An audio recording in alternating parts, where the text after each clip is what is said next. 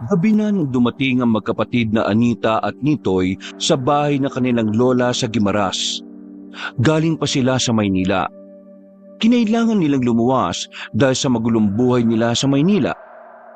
Ang kanilang ama kasi ay sangkot sa bentahan ng iligal na droga at nasa alanganin ang buhay. Ang kanilang ina naman ay pinaghahanap ng mga pulis dahil sa kasong estafa.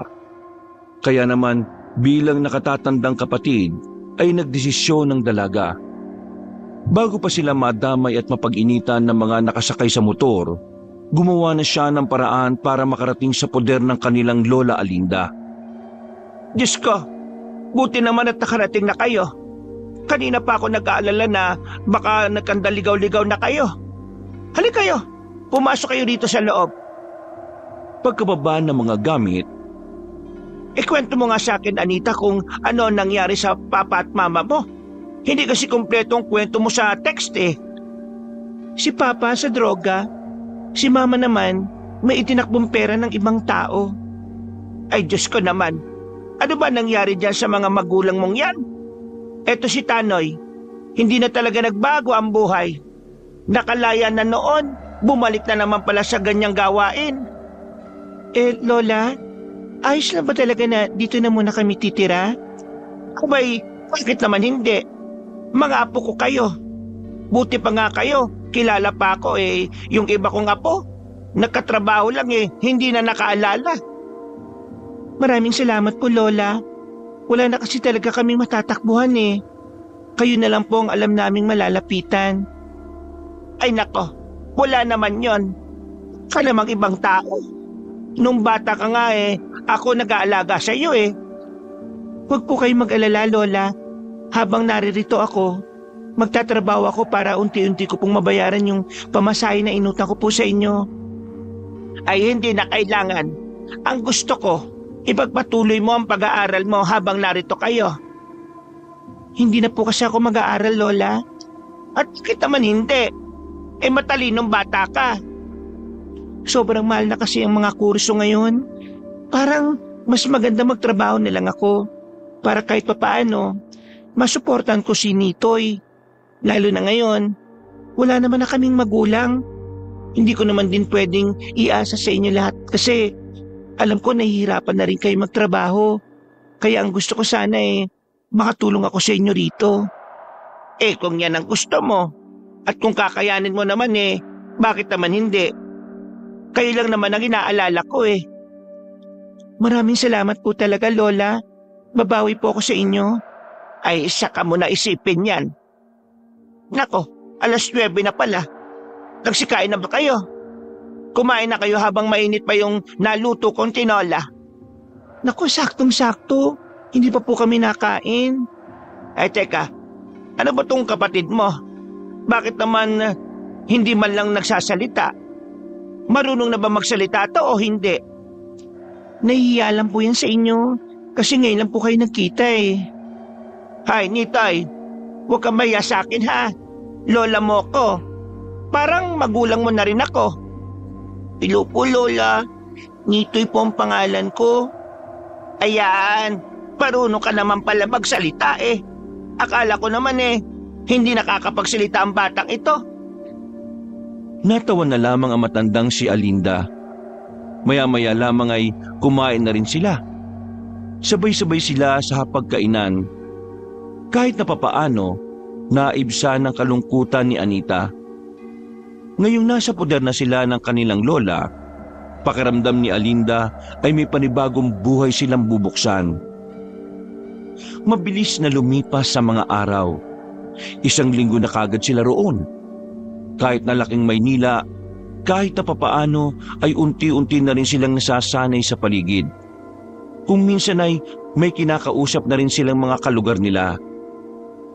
Ate, bakit kanina ang daldal nung ale? Ang dami niyang sinasabi tungkol sa atin. Sabi pa niya, ampun lang daw tayo ni Lola. Ay naku, huwag mong papansinin ang mga ganong uri ng tao. Mga wala lang silang magawa sa buhay. Chismosa ang tawag sa kanila. Kaya, hayaan mo na. Ang mahalaga, tayo. Wala tayong inaaping tao. wala tayong tinatapakan. Ay, ate, may natapakan ako eh. Ay, pambira ka naman. Hindi ka naman natingin sa tinaraanan mo eh. Nakatapa ka tuloy ng tae. Ate, Kadiri, punasan mo. Lika dito. Doon tayo sa pusuhan. Hugasan natin ang paa mo. Nagmamadaling maglakad ang dalawa. Nang makarating na sila sa pusuhan sa bungad ng kanilang baryo, ay agad na hinugasan ni Anita ang paa ng kapatid. Habang naroon sila, nakatingin pa sa kanya ang ibang kalalakihan na naroon. Nakangiti na parabang hinuhubaran na siya sa tingin. Nakakaramdam na siya ng pagkailang, lalo na't ilang araw na rin niya yung nararanasan. Uy, mga mata nyo, tutusukin ko yan. Makatingin kayo parang ngayon na kayo nakakita ng babae ah. Magsilayas nga kayo rito sa pusuhan. Magsasapakin ko yung mga pagmumukha nyo eh. Humanga si Anita sa ginawang yon ng lalaki. Hindi niya inakala na may ganong lalaki pa pala sa lugar na yon. Ang akala niya kasi ay puro manyaki sa mga naroon. Tumingin sa kanya ang binata. Bagyang singkit ang mga mata nito. Aminado ang dalaga na gwapo rin naman yon. Kaya hindi niya yon maiwasang hindi tingnan. Tagasaan ka ba, miss? Diyan lang. Apo ko ni Alinda. Galing kami ng Maynila eh. 1 linggo pa lang kami rito. Sa susunod ayus-ayusin mo yung suot mo. Sa puntong ito ay nawala ang paghanga niya sa lalaki. Napalitan ito ng inis. Pakiramdam niya kasi ay siya pa ang sinisising may kasalanan kung bakit siya nabastos. Bakit? May problema ba sa suot ko? Maiksi ang suot mong short eh. Malamang sa malamang. May titingin talaga dyan sa'yo. At sisipulan ka talaga. Kasalanan ko ba kung bakit ako binastos? Oo. Kasi hindi mo inaayos ang suot mo. E di sinasabi mo pala na ako ang dapat mag-adjust para sa mga manyakis na yon? Para hindi ka mabastos, gumawa ka ng paraan para hindi ka mabastos. Ganun lang kasimple. Wala naman sa pananamit ng babae ang problema eh. Nasa utak niyong mga lalaki yan. Kasi kahit nga mga madre, nagagawang bastusin ng mga lalaki eh. Paano mo papaliwanag yon? Nakasuot na sila ng mahaba, pero binabastos pa rin. Ibig sabihin, kahit na anong suotin ng babae, kung talagang bastos ka, bastos ka.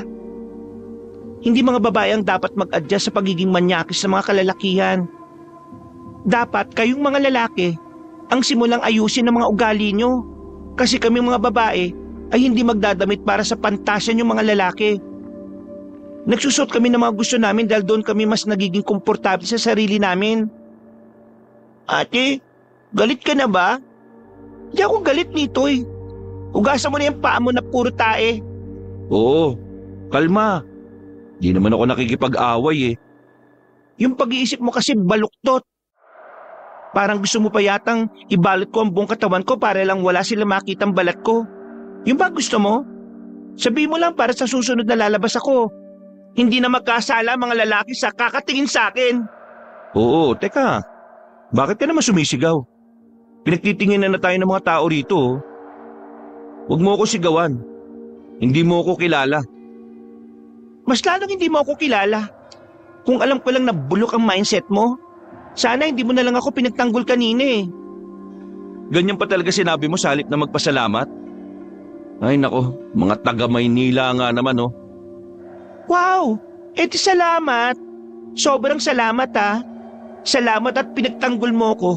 Tapos ako pa sinisisi mo ngayon kung bakit ako nabastos. Ay naku, ang ingay mo. Maingay talaga ako. Bakit? Akala mo porki babae ako? Masisindak mo ako? Hindi mo rin ako kilala. Hindi mo alam kung anong buhay meron kami sa Maynila. Kuya, mahirap lang po buhay namin. Huwag mo kinakausap yan. Pwede ba? Huwag mong tawagin kuya yan. Hindi kayo magkapatid niyan. Tara na, Nitoy. Ate, may tahi pa ako sa paa. Sandali. Tiningnan ni Anita ng masama ang lalaki. Nakatingin lang din naman sa kanya yon na parabang nang aasar. Mga ilang sandali lang ay naglakad na rin sila paalis. Tumingin pa sandali ang dalaga at nakita niyang nakatingin din sa kanila ang binata. Inis ang babae. Akala niya kasi ay hahanga na talaga siya roon. Pero hindi pala. Iba ang naisip niyang ugali ng binata sa kung anuman ang ipinakita nito. Ate, bakit pag galit na galit ka kanina? Kilala mo ba yun? Hindi. Meron lang akong ipinaglalaban na karapatan ng mga babae.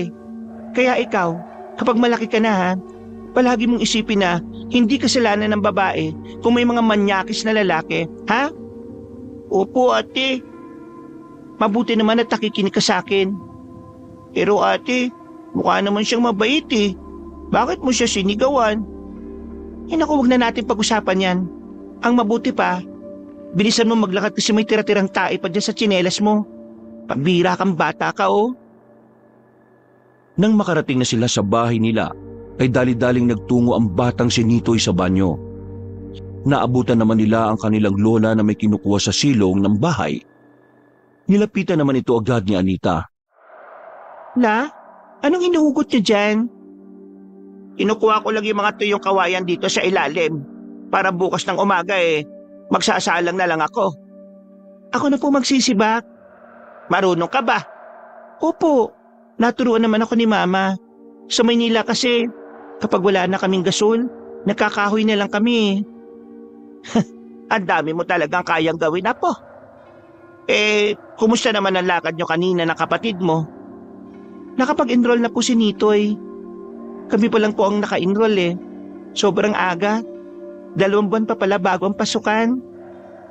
Mas maganda ngang mas maaga kayo sa oras kaysa namang pahuli-huli pa kayo. Tinulungan na ni Anita matanda sa pagsisibak ng kahoy. Pagkatapos ay maayos naman niyang naisalansan ang mga nasibak na kawayan.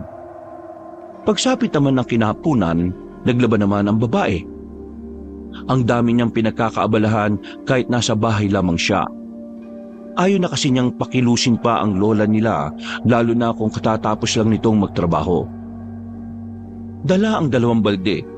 Lumabas siya ng bakuran. Pupunta siya sa ilog para kumuha ng tubig. Wala naman kasi silang sariling linya ng tubig.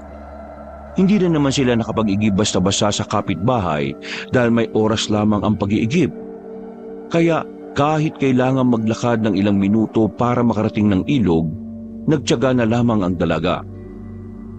Grabe, ganito pala kalayo ang nilalakad ni Lola kapag naubusan siya ng tubig sa banyo.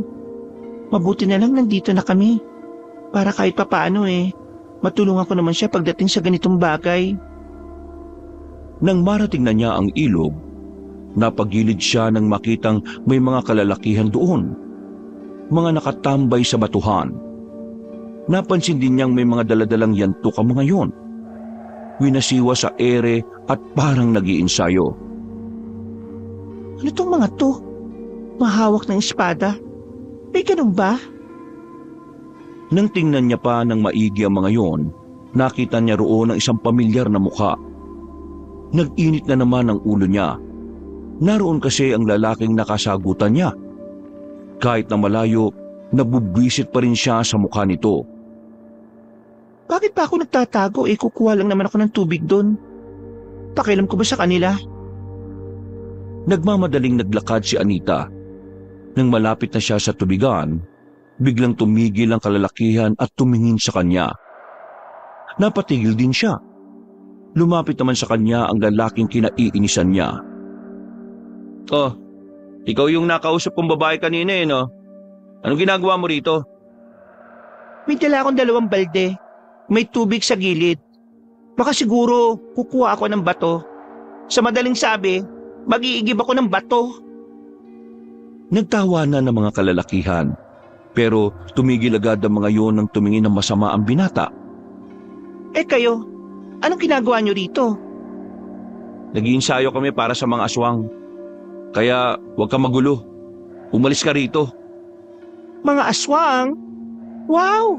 May ganun pala? Gawa-gawa? At saka, bakit mo ako papalisin dito? Inyo ba tong ilog? Miss, hindi naman talaga amin to Pero kasi itong ilog na pagkukuhaan mo ng tubig, hindi naman talaga dapat kunan ng tubig. Mukha lang malinaw yan, pero marumi yan. Doon kasi sa bandang unahan, maraming mga namatay na alagang baka. Yung iba, hindi na natagpuan kung saan. Kaya hindi ka na pwedeng kumuha ng tubig dito. Dahil sa mga bangkay na baka na di na natagpuan, baka mangati kayo kapag ginamit nyo yan. Kung gusto mo ng malinis na tubig, doon, sa kabilang ilog, hindi dito. Sa kabila? Oo, nakadaan ka na ba sa barangay? Sa likuran ng barangay ka dumaan. Dumiretso ka lang at may makikita ka mga tao na nandun. Sa loob nun, ilog na. Maraming nag-iigib doon. Noong mga sandaling yon, tila nakaramdam ng hiya ang dalaga. Parang gusto na lang niyang magtago sa ilalim ng lupa. Tumalikod na siya kaagad, pero may pahabol pa na sinabi ang binatang si Benjamin. Ganyan ba talaga mga babae? Panay putak? Kahit wala namang alam? Pare, hayaan mo na, huwag mo na patulan. Hindi na lamang sumagot ang babaeng si Anita. Agad na rin siyang naglakad at hindi na lumingon pa. Napapahawak na lamang siya sa kanyang noo habang naglalakad. Hindi na niya napansin ang isang lalaki na muntikan na niyang mabangga. Buti na lang ay nailagan niya yon. Tumigil siya para humingi ng paumanhin. Nakatigil din ang lalaki. Pagtingin niya roon, hindi niya mapaliwanag ang kanyang nararamdaman. Para kasing bigla na lang siyang kinabahan na hindi naman niya maintindihan. Pasensya na po. Alam mo ba kung saan dito yung bahay ng albularyo? Albularyo? Hindi ko po alam eh. Bago lang po ako dito. Hindi na sumagot ang lalaki. Naglakad na rin yung palayo na parabang walang nangyari. Nagkibit balikat na lamang si Anita. Nawirduhan man siya sa nakausap niya pero hindi na lamang niya yun pinansin. Tumungo na lamang siya sa kabilang ilog. Pagdating niya roon, ay totoo nga ang sinasabi sa kanya. May mga taong naglalaba roon, kaya dali-dali na rin siyang lumapit at nagsalok ng tubig. Nang maglakad na siya pauwi, sumakit agad ang braso niya kahit wala pa siyang isang minutong nagbubuhat ng balde. Hindi naman kasi talaga sanay ang katawan niya sa pagbubuhat ng mabigat. Idagdag pa na hindi rin naman malaman ang braso niya. Grabe, ganito kahirap ang dinaranas ni Lola kapag nag-iigib. Nang bubuhatin na sana niya ulit ang balde, isang lalaki ang nakasalubong niya. Nakangiti pa yon nang makita siya. Tumigil yon sa harapan niya at tumingin sa bitbit niyang dalawang balde. Ikaw yung kanina, di ba? Buti na lang may nakalimutan ako sa bahay kaya nakita kita ngayon. Akin na, tulungan na kita. Ha? Hindi na. Hindi naman tayo magkakilala eh. David nga pala. Ha? Sabi mo hindi tayo magkakilala eh. Kaya yan, magpakilala tayo sa isa't isa para pwede na kitang tulungan. Anita nga pala. Apo ka ni Aling Alinda, di ba? O sige, ihatid na kita. Ako na magbubuhat. Naku, hindi na. Nakakaya naman. Alam mo, si Benjamin talaga ang gumagawa ng ganito. Kaso, abala siya eh. Tinuturuan niya kasi yung mga bagong miyembro. Kaya ako na lang muna. Wala nang nagawa pang dalaga ng buhatin na ni David ang dalawang balde. Sumunod na lamang din siya sa paglalakad. Nakakaramdam ng pagkahiya. Pero para mabawasan yon, ay sinubukan na lamang niyang magbukas ng usapan. Bagong miyembro? Anong klaseng samahan ba meron kayo? Mga ano ba kayo? Mga kasali sa frat? Frat? Hindi ah. Mga samahan kami na tumutugis sa mga aswang. Mga alin? Mga aswang. Alam mo ba yung aswang? Oo, alam ko yun. Palagi ko napapanood sa horror yun eh.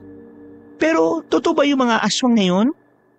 Hindi naman kami bubuo ng samahan kung alam naming haka-haka lang. Wala naman kasing ganyan sa Maynila eh. Malay ko ba kung gawa-gawa lang yun ng mga matatanda? Gusto mo bang makakita ng aswang para maniwala ka? Ha? O di, takot ka rin makakita ng aswang. Kasi sa isip mo, totoo sila. Napapailing na lamang si Anita.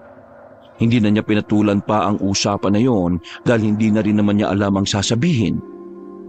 Makalipas ang ilang sandali, nakarating na rin sila sa kanilang bahay. Ipinasok pa ni David ang 2 balde ng tubig sa banyo nila. Nako, maraming salamat David. Pasensya ka na't naabala ka pa ha. Ay, wala naman pong problema yon, Aling Linda. Naawa ko sa kanya kasi ang lilit ng braso niya tapos ang bigat-bigat ng binubuhat.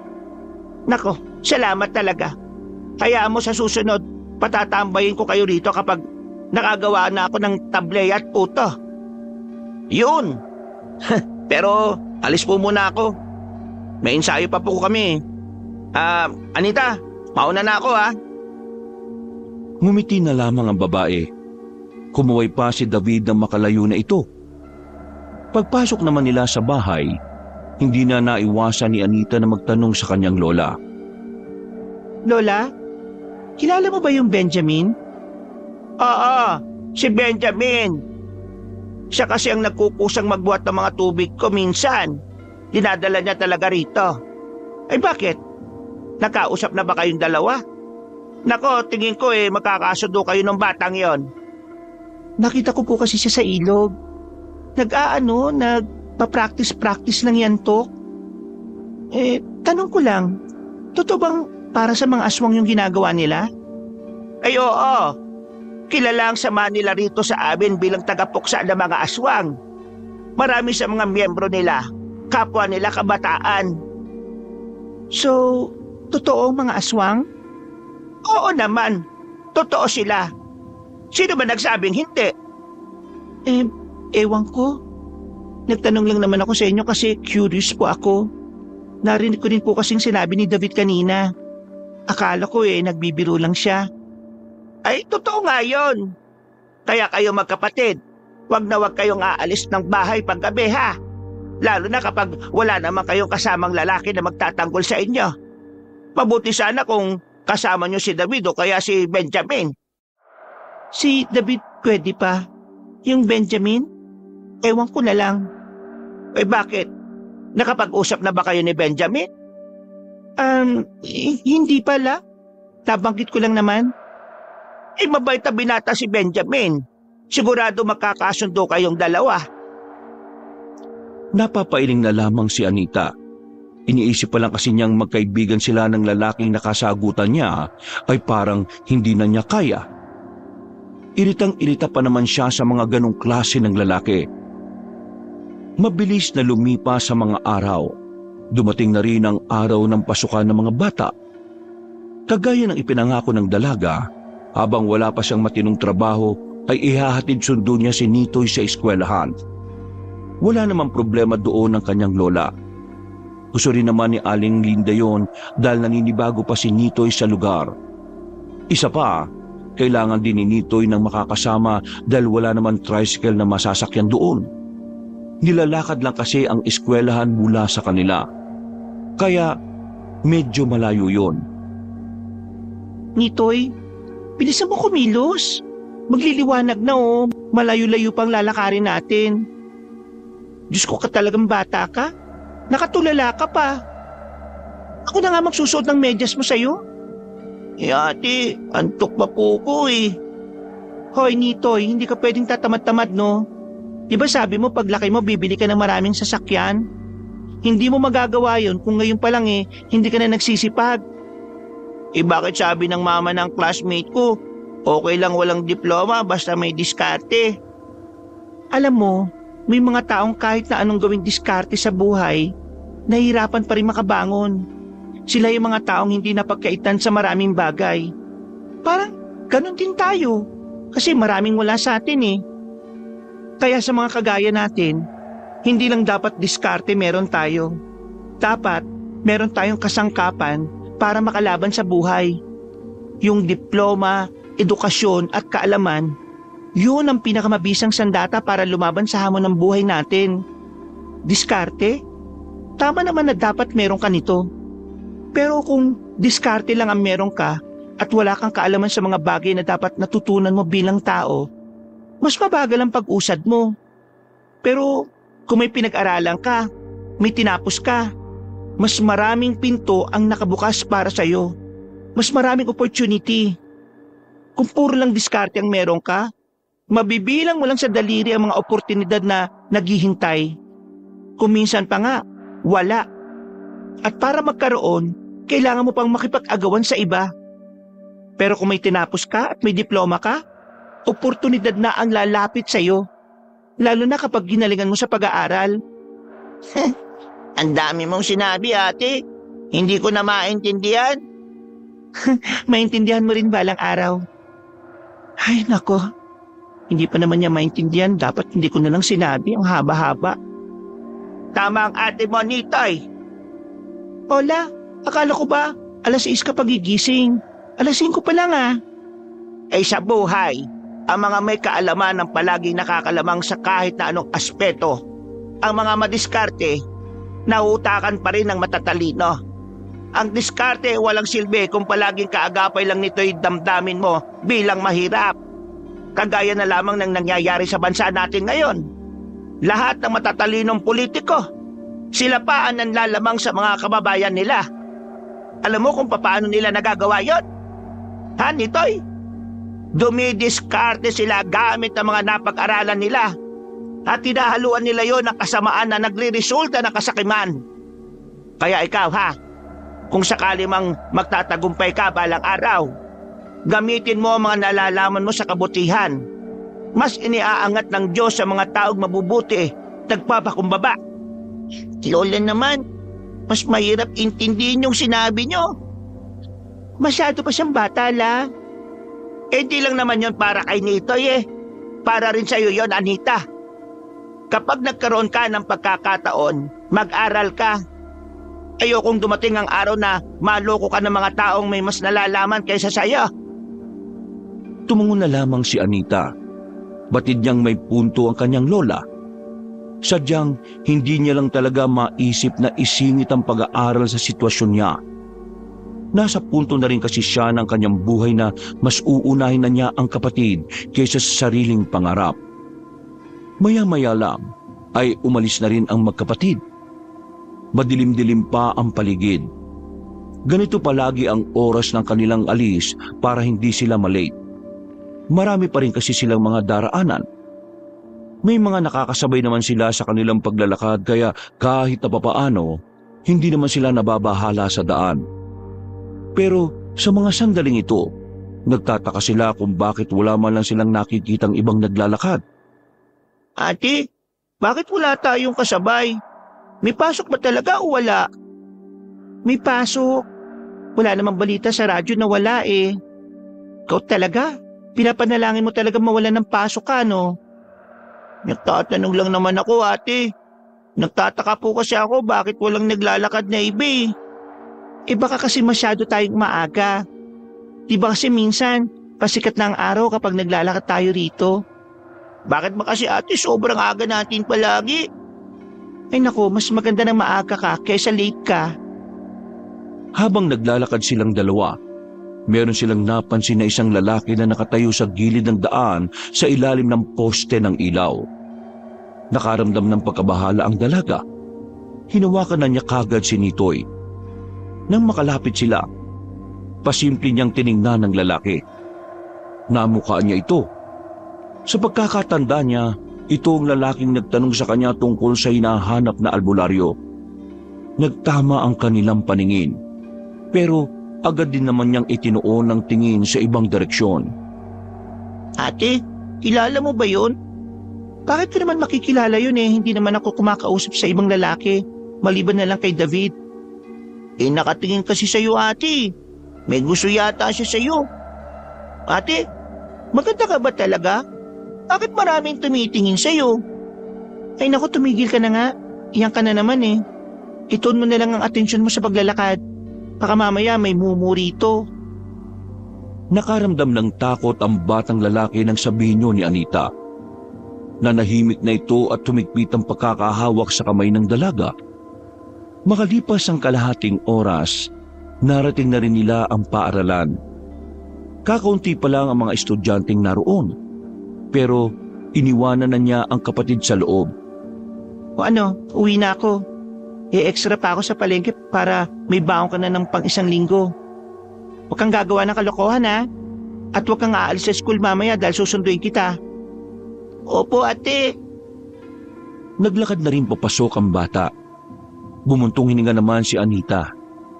Pero kahit na papaano ay natutuwa siya dahil kahit wala na sila sa Maynila, nagagawa pa rin makasabay ni Nitoy sa pag-aaral.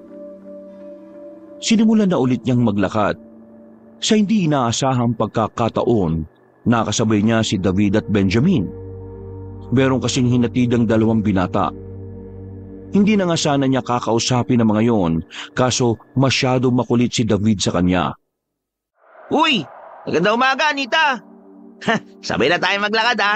Naghatid ka rin kay Nitoy ano? Oo.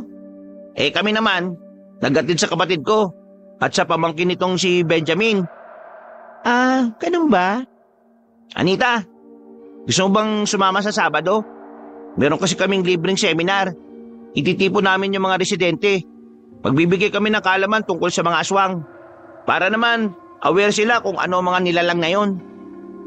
Ganyan ba talaga siniseryoso ng mga tao sa atin ang tungkol sa mga aswang? Oo naman. Dati kasi, may nangyari na talagang umukit sa utak ng lahat. Ayaw na namin mangyari ulit yun. Kaya yung mga bagong henerasyon ngayon na residente, dapat may alam para hindi sila mangmang tungkol sa mga salot na nilalang na yun. Ano? Sama ka rin ha? Wala namang masama kung makikinig ka. Libre lang yun, walang bayad yun. Sige, titingnan ko. Wala naman sanang problema kay Anita na sumama sa mga seminar. Nasanay din naman kasi siya sa Maynila sa mga ganoong klase ng ganap. Hindi lang talaga siya sanay na ang mga hindi kapanipaniwalang bagay ang pag-uusapan sa ganoong pagtitipon. Lalong-lalo na ang aswang. Naninibago siya sa sistema. Kakaiba kasi ang kulturang meron ng baryo na kinalalagyan niya. Tahimik lang siya habang naglalakad sila. Si Benjamin ay ganun din. Nakabalik naman sila ng baryo nang walang nangyayaring pagtatalo. Maraming salamat David sa pagsabay sa akin sa pag-uwi. Ay, wala yun. Hindi naman ibang tao sa amin si Aling Linde. Di ba pre? Oo, mabait kasi si Aling Linde. Hindi kagaya ng iba dyan. Nagpaparinig ka ba? Oo, tama na. Masamang nag-aaway.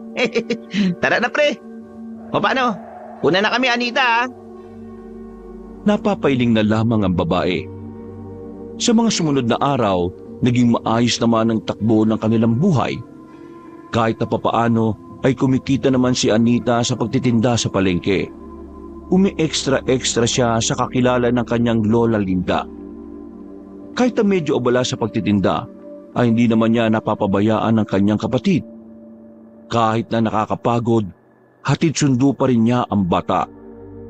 Isang beses, dahil nagkaroon siya ng kaunting problema sa pagtitinda, 6:00 na siya ng gabi nakaalis para sunduin ang kanyang kapatid. Mas lalo siyang kinabahan nang malaman na wala na sa eskwelahan si Nitoy. Pero laking pasalamat na lamang niya nang maabutan niya ang bata na naglalakad sa gilid ng daan. Nagulat pa nga ito nang lapitan niya. Baka sa mukha ng bata ang pagkataranta. Ano ka ba naman? Di ba sinabi ko sa'yo na huwag kang aalis kapag hindi pa ako nakakarating sa school ninyo? Ate, yung lunch bag ko, nabitiwan ko eh. Ha? Saan mo nabitiwan? Doon sa isang nakakatakot na baryo. Ha? Ano pinagsasabi mong bata ka? Ate, kanina, kasama ko yung mga kaklase kong naglalakad kami. Tapos sabi nila, punta raw kami sa nakita naming daan. Tapos, nung nandun na kami, bigla nila akong iniwan. Yung pamangkin ko ni Kuya Benjamin ng Pasimuno eh. Ay naku, makulit talaga yung pamangkin niya eh. Manang-mana sa tito niya. Ay, naiinis na ako dyan. Tapos ate, may narating pa akong baryo. Nakakatakot po yung baryo eh. At teka, paano nakakatakot pa yung sinasabi mo? Nakakatakot kasi nakakarinig ako ng mga kakaibang tunog. Para pong mababangis na hayop. Para silang mga gutom na gutom eh. Parang yung Aso nila Aling Papita na si Brownie kapag aagawan ng pagkain. Gumaganto sila ate oh. Gumaganito oh. Akala ko po nung una, mga hayop lang po sila eh. Pero nung sumilip ako ate, nakita ko po yung mga mukha nila.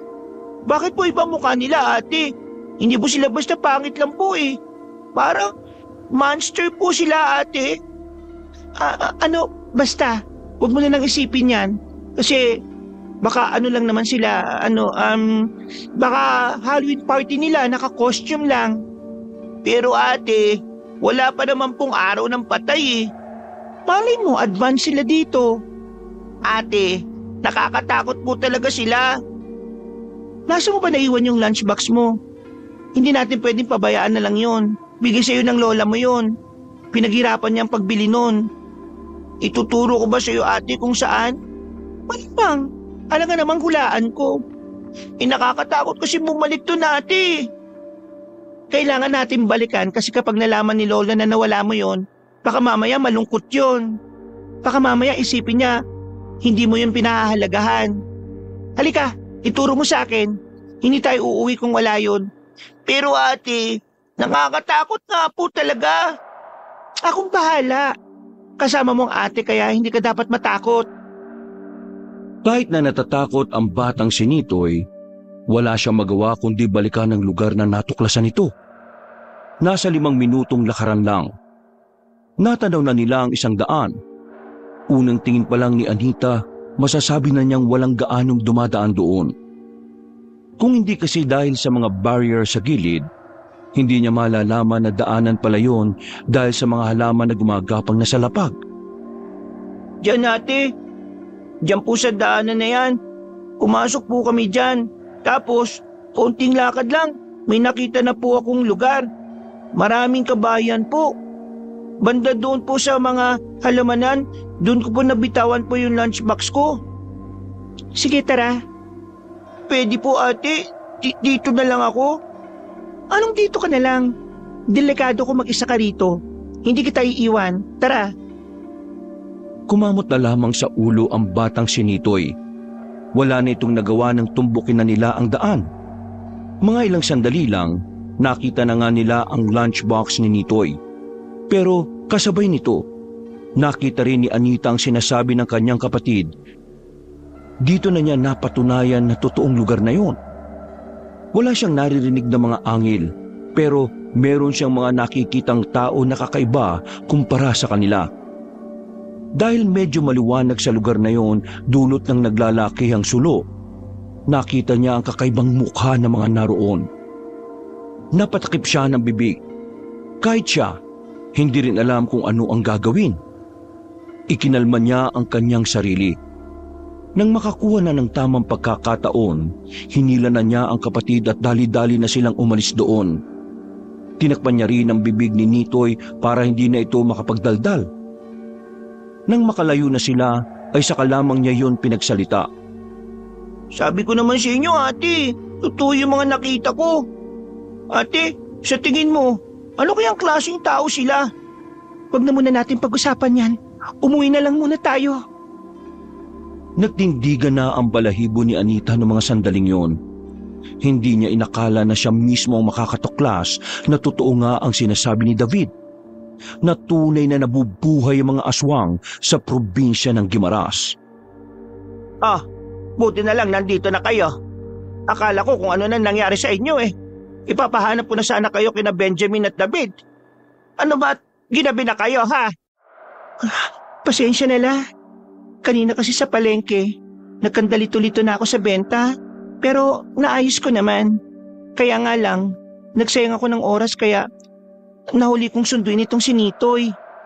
Ay, ganun ba? Sa susunod kapag ganyan, magsabi ka na lang sa akin. Puntahan mo ako sa pwesto ko para ako na lang ang susundo kay Nitoy. O kaya ipapasabay ko na lang kay Benjamin. Lola, may nakita po kaming pangit na muka. Nakakatakot. Nitoy, di ba sinabi ko na sa'yo na hindi ka dapat nanlalait ng kapwa mo? Masama yun. Ate, yung sasabihin ko po kasi, nangangatwiran ka pa kahit mali ka. Sige na, pasok na sa loob at magpalit ng pambahay. Lalabang ko na yung uniform mo. Kumakamot na lamang sa ulo ang batang si Nitoy. Naupo na lang siya sa gilid. Bumuntong hininga at saka sumandal sa dingding. Sigurado ka bang ayos ka lang? Opo, La. Pagod lang. Natataranta na kasi ako kanina kasi ginabi na kami. Pero ayos lang ako. Sigurado ka bang walang ibang nangyari? Wala naman po. Bakit po? Wala naman. Tinatanong ko lang. Baka kasi nagdilihim ka na naman. Yung pambabastos nga sa'yo ng mga kalalakihan nung nakaraan hindi mo sinabi. Hindi ko pa malalaman kung hindi sinabi ng kapatid mo. Huwag ka mag-alala. Pinagsabihan ko na ang mga lalaking yon. Tumango na lamang si Anita, pero ang totoo ay hindi naman yon ang iniisip niya. Ang tanging nakasiksik sa utak niya nung gabing yon ay ang aswang. Malakas kasi ang hinala niya na ang nakita nila ay mga lihitimong aswang na siyang binabanggit ng 2 binata. Napuyat kakaisip si Anita. Buti na lang din ay Sabado kinabukasan at wala rin mampasok ang dalaga. Ganun rin si Nitoy. Bandang 7:00, kung kailan siya dinalaw ng antok, saka naman umingay sa kanilang lugar. Okasyon dito, okasyon doon. Kaya kahit gusto na niyang matulog, mananatili siyang mulat habang tinitiis ang tinig ng mga nagkakantahan. O Anita, aalis na muna ako ha. Marami kasing nagpapalinis ng kuko sa bayan mga amiga ko. Papatusin ko na lang kasi sayang naman. Sige po, La. Mag-ingat po kayo. Ako na po bahala rito sa bahay. Wala pang 5 minutong nakakaalis sa matanda, dumating naman si David at Benjamin. Agad na nag-init ang ulo ni Anita nang makita si Benjamin dahil naalala niya ang ginawa ng pamangkin nito. Nilapitan niya si Benjamin na dapat sana ay maghahatid lang ng kamuting kahoy kay Aling Linda. Ito na yung kamuting kahoy na binili ni Aling. Hoy, Benjamin! Pagsabihan mo yung pamangkin mong si Buknoy Isinama nila ang kapatid ko sa liblib na lugar tapos bigla nilang iniwan. Pamangkin mo may pakana daw nun. Buti na lang nabutan ko si Nitoy sa daan. Paano kung hindi? Dinaligaw na ang kapatid ko. Wala bang magulang ang pamangkin mo para turuan ng mabuting asal? Wala naman akong alam sa nangyari. Sige, susubukan kong kausapin. At oo, walang magulang si Buknoy. Matagal nang patay. Sanggol pa lang siya. Kaya kung ano man ang ginawa ng pamangkin ko sa kapatid mo, humihingi ako ng paumanhin. Makulit at sutil talaga yan si Buknoy Kaming magkakapatid lang kasi ang nagpalaki sa kanya.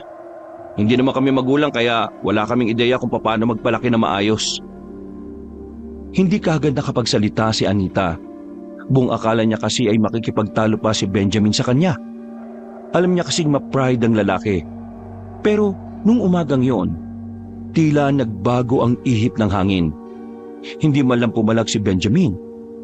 Matapos ilapag ng lalaki ang kamuting kahoy sa gilid ng pinto, ay umalis na rin yon. Ganyan si Benjamin kapag alam niyang siya ang may mali. O kapag alam niyang hindi na dapat sa mga tuwiran. May nasabi ba ako mali? Wala naman. Bakit? Nag-aalala ka, no? Hindi Ay, naiba tayo. Pupunta ka ba mamaya? Gabi yun. Sama ka na. Para magkaroon ka ng ideya sa mga aswang.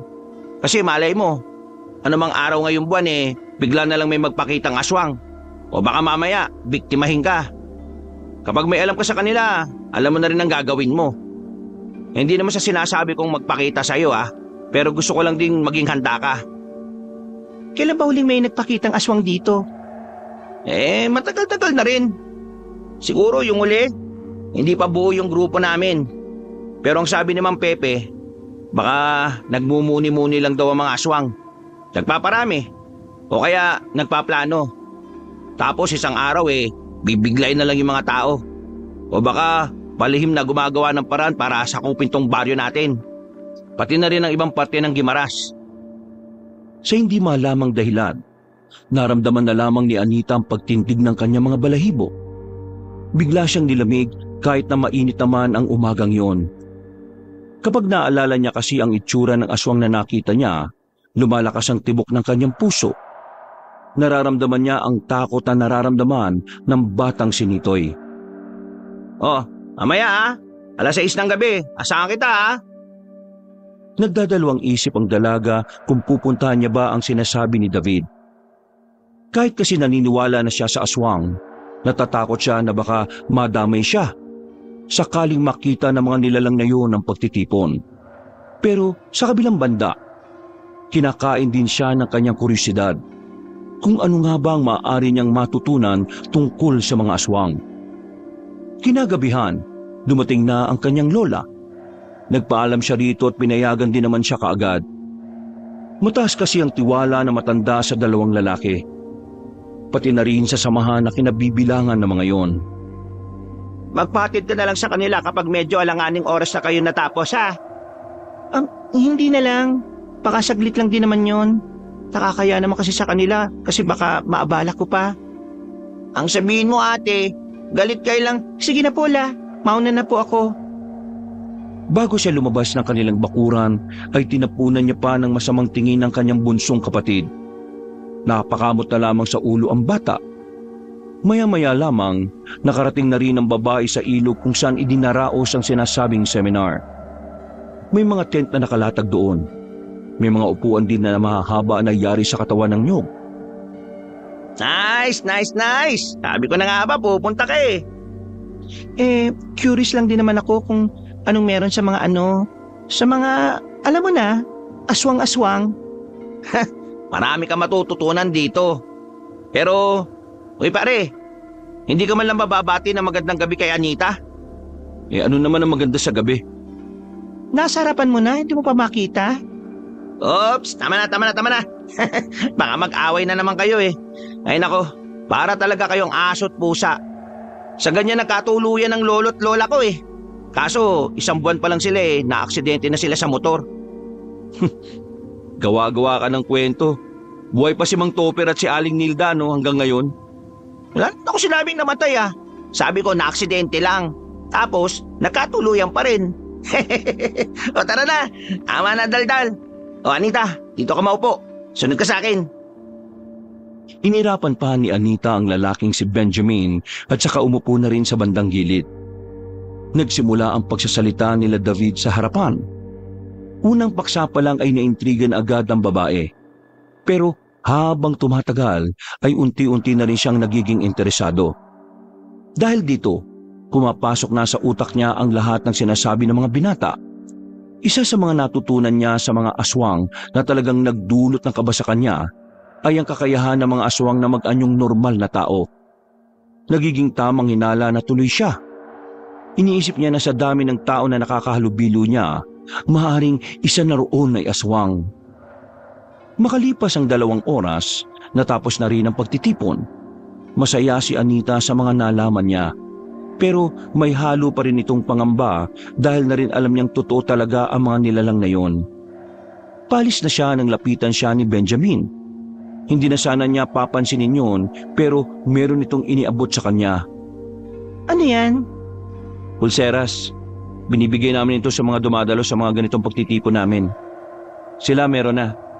Mga lagi kasi silang nandito eh. Ikaw, bago ka pa lang kaya bibigyan ka rin namin. Ang dami ka ng pulsera sa bahay eh. Hindi to basta pulseras. Proteksyon to sa mga aswang. Pwede maging proteksyon ng pulsera sa mga aswang? Sabi ko na eh. Di ka nakikinig kanina eh. Ang sabi lang kasi kanina, kwintas ang ginagamit na pangontra. Ang sabi kanina, kahit anong alahas ay pwedeng gawing proteksyon. Sige na, tanggapin mo na. Dami pang dada eh. Ano naman epekto nito sa mga aswang?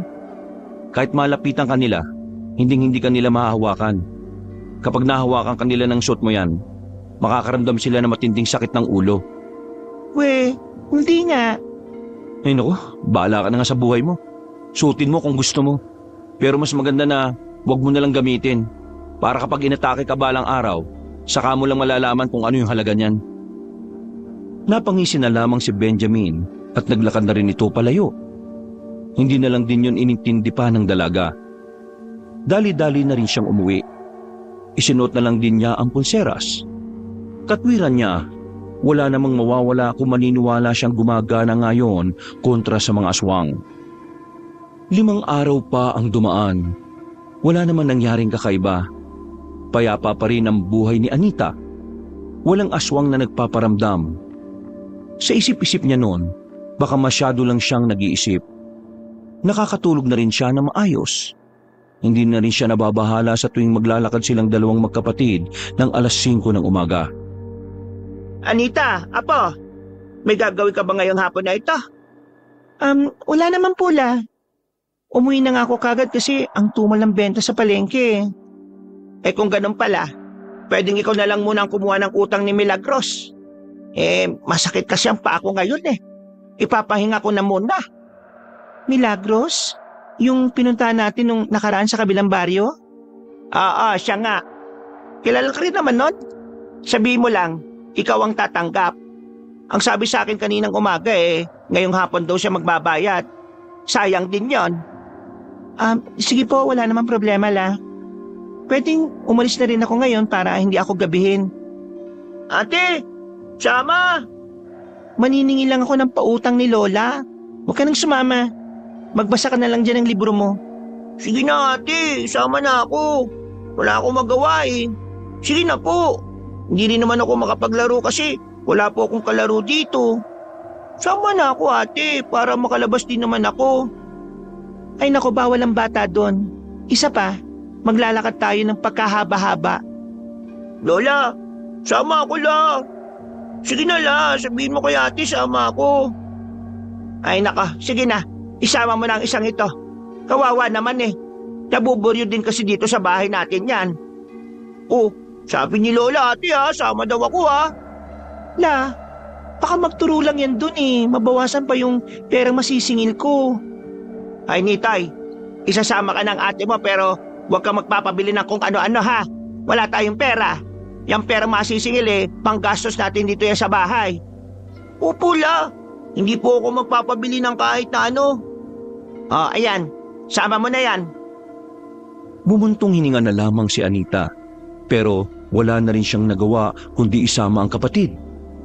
Hindi rin naman kasi niya ito matiis. Habang naglalakad, Nitoy, ayaw ko na makulit doon ha. Baka sa halip na makasingil tayo, mairita sa atin si Aling Milagros. Mainitin pa naman daw ang ulo nun. Kumakain daw yun ng bata. Ha? Kumakain ng bata si Aling Milagros? Di, aswang po pala yun ate. Ay naku, huwag ka nga magsalita ng ganyan. Baka mamaya may makarinig sa'yo at isipin totoo yung sinasabi mo. Sabi mo po kasi aswang siya eh. Ang aswang po kasi kumakain po ng bata eh. Oh, saan mo naman nalaman yan? Kay Bukloy po. Narinig daw niya kasi kay Kuya Benjamin na yung mga aswang daw po ay kumakain ng tao. Totoo po ba talaga yun ate? sandaling napaisip si Anita. Narinig din kasi niya ang tungkol doon nang dumalo siya sa pagtitipon. Kahit na alam niyang maaaring posible nga yon, hindi naman niya basta na lang paniwalain ang bata sa bagay na yon. Hindi niya gustong yun na lamang palagi ang iniisip ni Nitoy. Ate, narinig mo ba ako? Oo, narinig kita. Pero wag mo nang isipin yung ganung bagay, no? Hindi kasi naman totoo yun eh. Pero ate, sabay nating nakita na totoo yung mga ang kulit mo. Magmula ngayon, Nitoy ayaw ko nang naririnig sa bibig mo yung tungkol sa mga aswang-aswang na yan. Naintindihan mo ba ako? Bakit naman po ate? Naintindihan mo ba ako? Sumagot ka. Opo ate. Nanahimik na ang batang si Nitoy noong mga sandaling yon. Nakarating naman sila ng kabilang baryo na wala nang narinig si Anita na salitang aswang mula sa kapatid. Nasingil din nila si Aling Milagros ng walang kahirap-hirap. Sa katunayan, hinihintay din pala silang dumating na matanda. Ate, bakit kanina si Aling Milagros? Ang baliktad yung damit. Pampira ka talagang bata ka. Dami-dami mong napapansin. Ate, papagod na akong maglakad eh. Pwede bang magpahinga na lang muna tayo sandali? Doon oh. Tinuro ni Nitoy ang isang lumang kubo na nasa ilalim ng mga punong mangga. Napapailing na lamang din si Anita. Inaasahan na kasi niyang magrereklamo na rin ang bata. Pero hindi nakala ni Anita na ang pagpapahinga na yun pala ang simula ng kanilang magiging kalbaryo. Ate, mabait naman sa akin si Kuya Benjamin. Mas mabait pa nga siya kay Kuya David eh.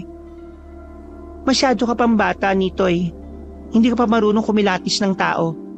Nasasabi mo yan kasi akala mo porke naging mabait sa'yo ng isang beses totoong mabait na siya.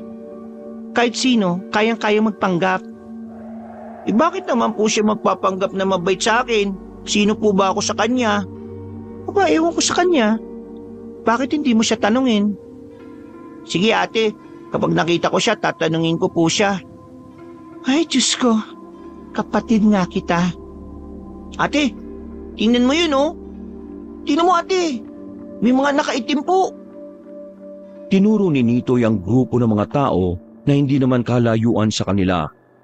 Pumasok ang mga yun sa loob ng kagubatan. Sa hindi inaasahan na pagkakataon, biglang tumakbo ang batang si Nitoy patungo roon. Nataranta naman ng dalaga kaya wala itong nagawa kundi ang sundan ng kanyang kapatid. Nang makalapit na sila roon, agad niyang dinakma si Nitoy at tinakpan ang bibig nito. Pasaway ka talaga kahit na kailan. Kakainis ka talaga. Shh! Ate, huwag ka maingay. Baka marinig tayo. Marahang sumilip si Anita sa halamanan. Nakita niya ang mga nakaitim na naglalakad patungo sa iisang direksyon. Walang kamalay-malay ang mga yon na nasa paligid ang magkapatid. Nung mga sandaling yon, malakas ang tibok ng puso ni Anita. Parang nanghihina rin ang kanyang tuhod sa sobrang kaba. Hinilan na niya ang kapatid niya para sana umalis na lang. Ang kaso nga lang, sumabit ang short ni Nitoy sa sanga ng halaman. Nawarak ang short. Nakita ang pisngi ng puwet ng bata kaya umiyak ito. Tila nakalimutan na nasa alanganing sitwasyon silang dalawa. Mabilis na tinakpan ni Anita ang bibig ng kapatid. Pero huli na ang lahat. Nang tingnan ni Anita ang nakaitim, nakadako na ang tingin ng mga yun sa kanila. Kaya naman agad na binuhat ng dalaga ang bata kahit medyo mabigat yun. Tumakbo sila ng mabilis. Narinig na rin nila ang paghabol sa kanila. Nakakainis ka talaga kahit na kailan. Ikaw kaya umila sa akin. Sila na tuloy yung paborito kong short eh. Pwede mo manahimik ka? Ang bigat-bigat mo. Nagawa nilang taguan ng mga humahabol sa kanila. Kaya nga lang, hindi na sila nakabalik sa dinaanan nila nung una dahil sa taranta. Tahimik lamang ang magkapatid habang nagtatago. Tila naririnig na ni Anita ang kabog ng kanyang dibdib sa sobrang kaba. Maya-maya pa, nakita nilang lumagpas na ang mga humahabol sa kanila. Sa puntong yon, nasiguro na nga ng dalaga na aswang ang mga nakaitim. Narinig niya kasing umaangil ang mga yon na parabang gutom na gutom. Tumingin ang dalaga sa itaas. Malapit nang gumabi. Didilim na ang buong paligid. Bagay na mas lalong nagpakaba sa kanya. Hindi niya pa alam kung papaano sila makababalik. Muli silang lumabas sa pag-aakalang hindi na sila makikita ng mga aswang. Ngunit hindi pa man sila nakakalayo. Nakasalubong na nila ang mga nilalang. Napayakap na lamang ang batang si Nitoy sa hita ng kanyang ate. Lalong naiyak ang bata. Nakalimutan na nitong nakalabas ang kaliwang pisngi ng puwet nito dahil sa nararamdamang takot. At kakainin na nila tayo. Huwag ka matakot. Ako bahala. Sige, subukan nilang lumapit. Huwag patay sa inyo. Sige! Tinampot ng babae ang sanga sa gilid. Pero dahil manipis lamang yon, naputo lang din ito pagkapalo niya sa isa. Umangil ang aswang na lalong kinatakot nilang dalawa. Sa mga oras na ito, sinubukan na lamang nilang magdasal sa pagbabakasakaling merong mangyaring himala. Hahawakan na sana sila ng aswang pero napansin ni Anita na hindi na yun lumapit. Nakatingin lang ang mga aswang sa kamay niya, partikular sa pulseras na kanyang suot-suot. Dito na niya napagtantong totoo ngang gumagana ang proteksyon na yon.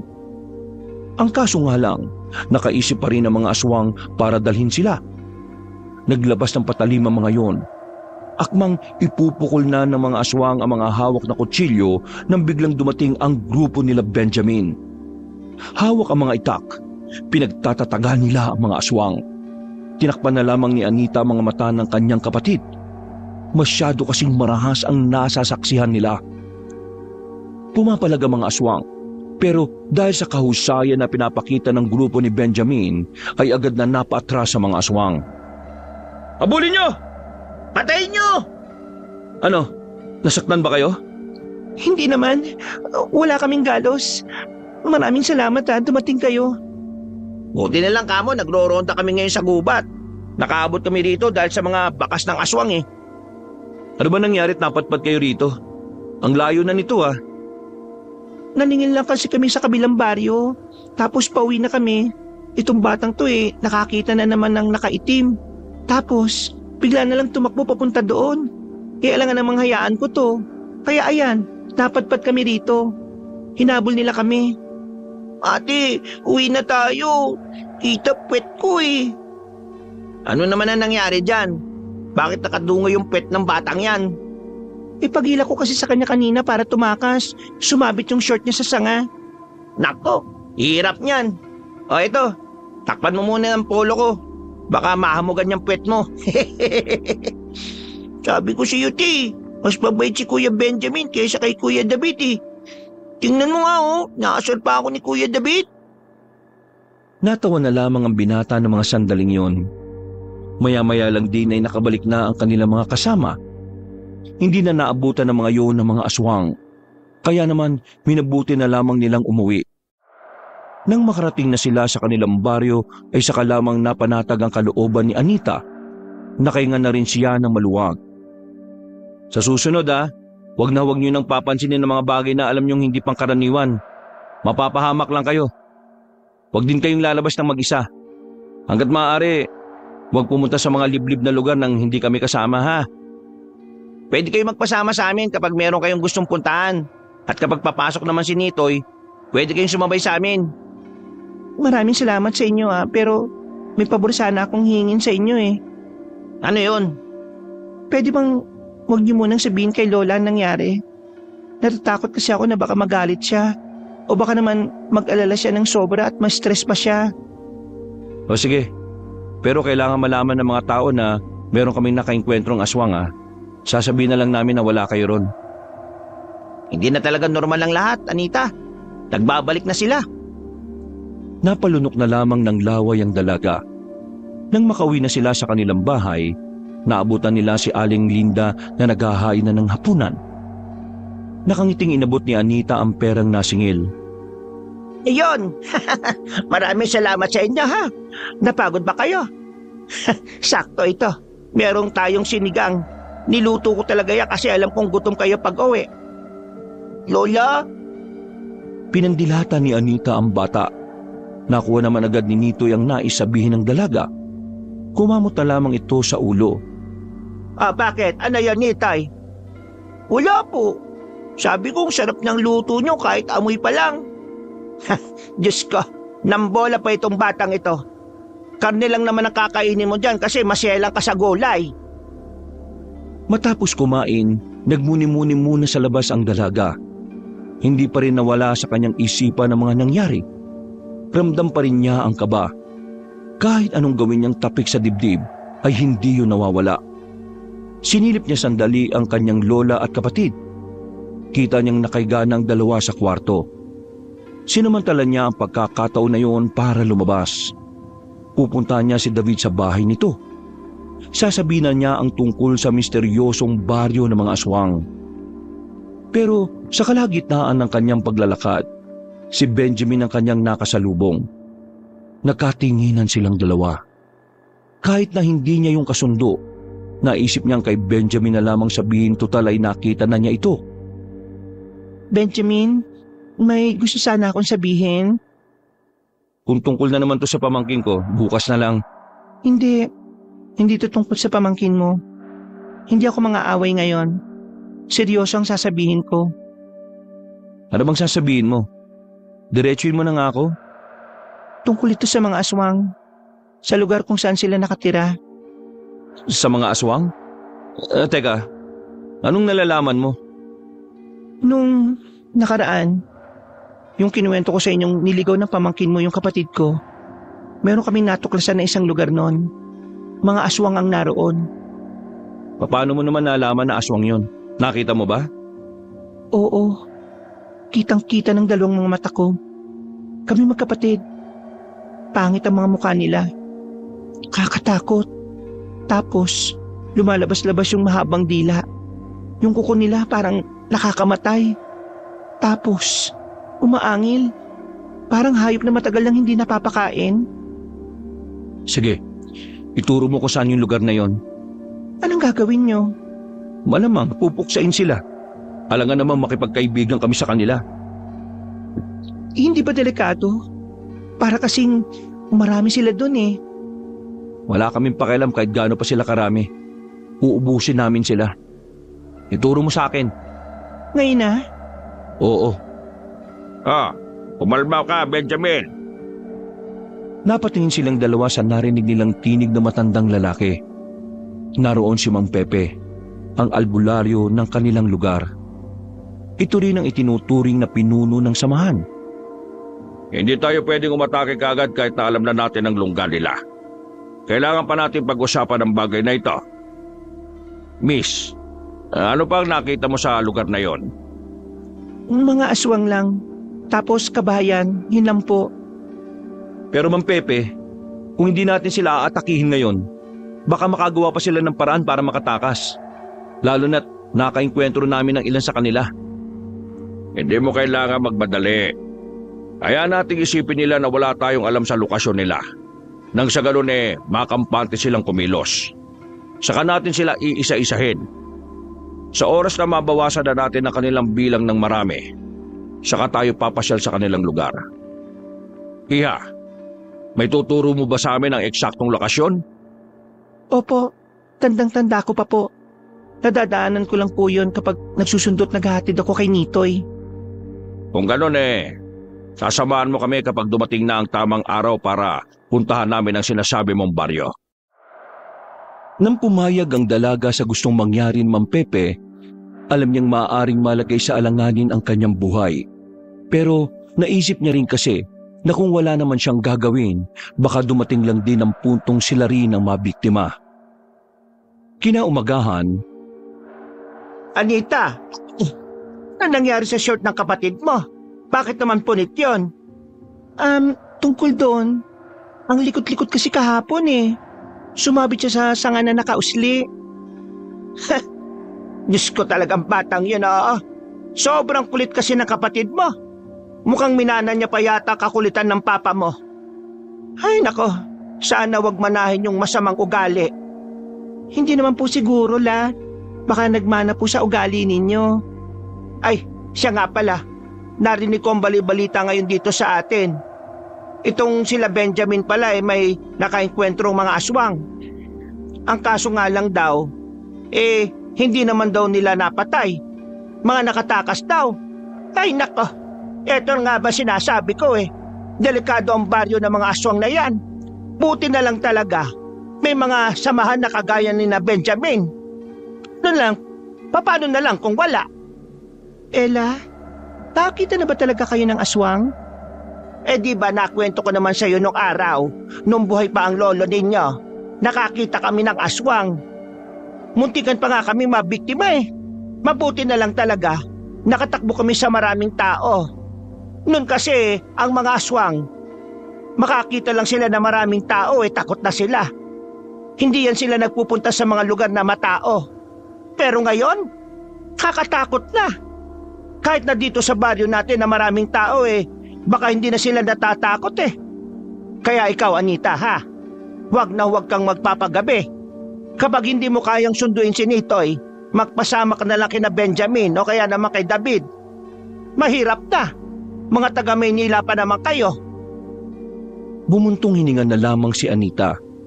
Sa mga nangyayari, naiisip niya na rin na hinga ng tulong ang dalawang binata. Ibaba na lamang niya ang kanyang pride dahil mas mahalaga sa kanya ang kaligtasan ng kapatid. 5 araw pa ang nakalipas, naging maayos naman ang buhay ng dalaga at ng kanyang pamilya. Sa kabila ng mga kababalaghan na nangyayari, nanatiling payapa ang mga buhay nila. Pero hindi pa rin siya naging kampante. Kaya naman tuwing papasok si Nitoy ay nakikisabay na ito kay David o kaya naman minsan kay Benjamin. Ate, kanina pa tayo naghihintay. Magagabi na. Pero wala pa rin sila Kuya David at Kuya Benjamin. Dapat pala ate, naglakad na lang tayo kanina pa eh. Ayan ka na naman. Huwag ka nga bang bida-bida. Nung nakaraan, munti ka na tayong mapahamak dahil sa kagagawan mo eh. Baka nakakalimutan mong inis pa rin ako sa'yo. Kaya manahimik na dyan. Maghihintay tayo rito. Hindi tayo aalis hanggat wala sila. Baka po kasi hindi naman tayo susunduin eh. Kasi hindi naman po pumasok si Buknoy. Ay nako, ang kulit mo. Sabi ng manahimik ka nga muna eh. Nakatayo lang ang dalawa sa harapan ng paaralan. Mag-iisang oras na sila roon. Wala nang ang estudyanteng lumalabas. Lahat kasi ay nakauwi na. Kaya naman, hindi na rin maiwasan ni Anita na mag-isip ng kung ano-ano. Maya-maya pa, may dumating na tricycle. Anita! Nitoy! Tara, sakay na! Sabi siyo, darating sila eh. Ha? Wala kan mo sinabi ah. Pasensya na kayo ah. Medyo natagalan eh. Pinaayos pa kasi namin tong sira sa bandang gulong. Pero ngayon, ayos na. Ito na magiging service natin palagi. Nasaan na yung pulseras na bigay ko sa'yo? Eto, suot ko pa. Mabuti naman. O sige na, sumakay na kayo. Hindi na sila nagtagal doon. Agad na rin silang sumakay sa tricycle.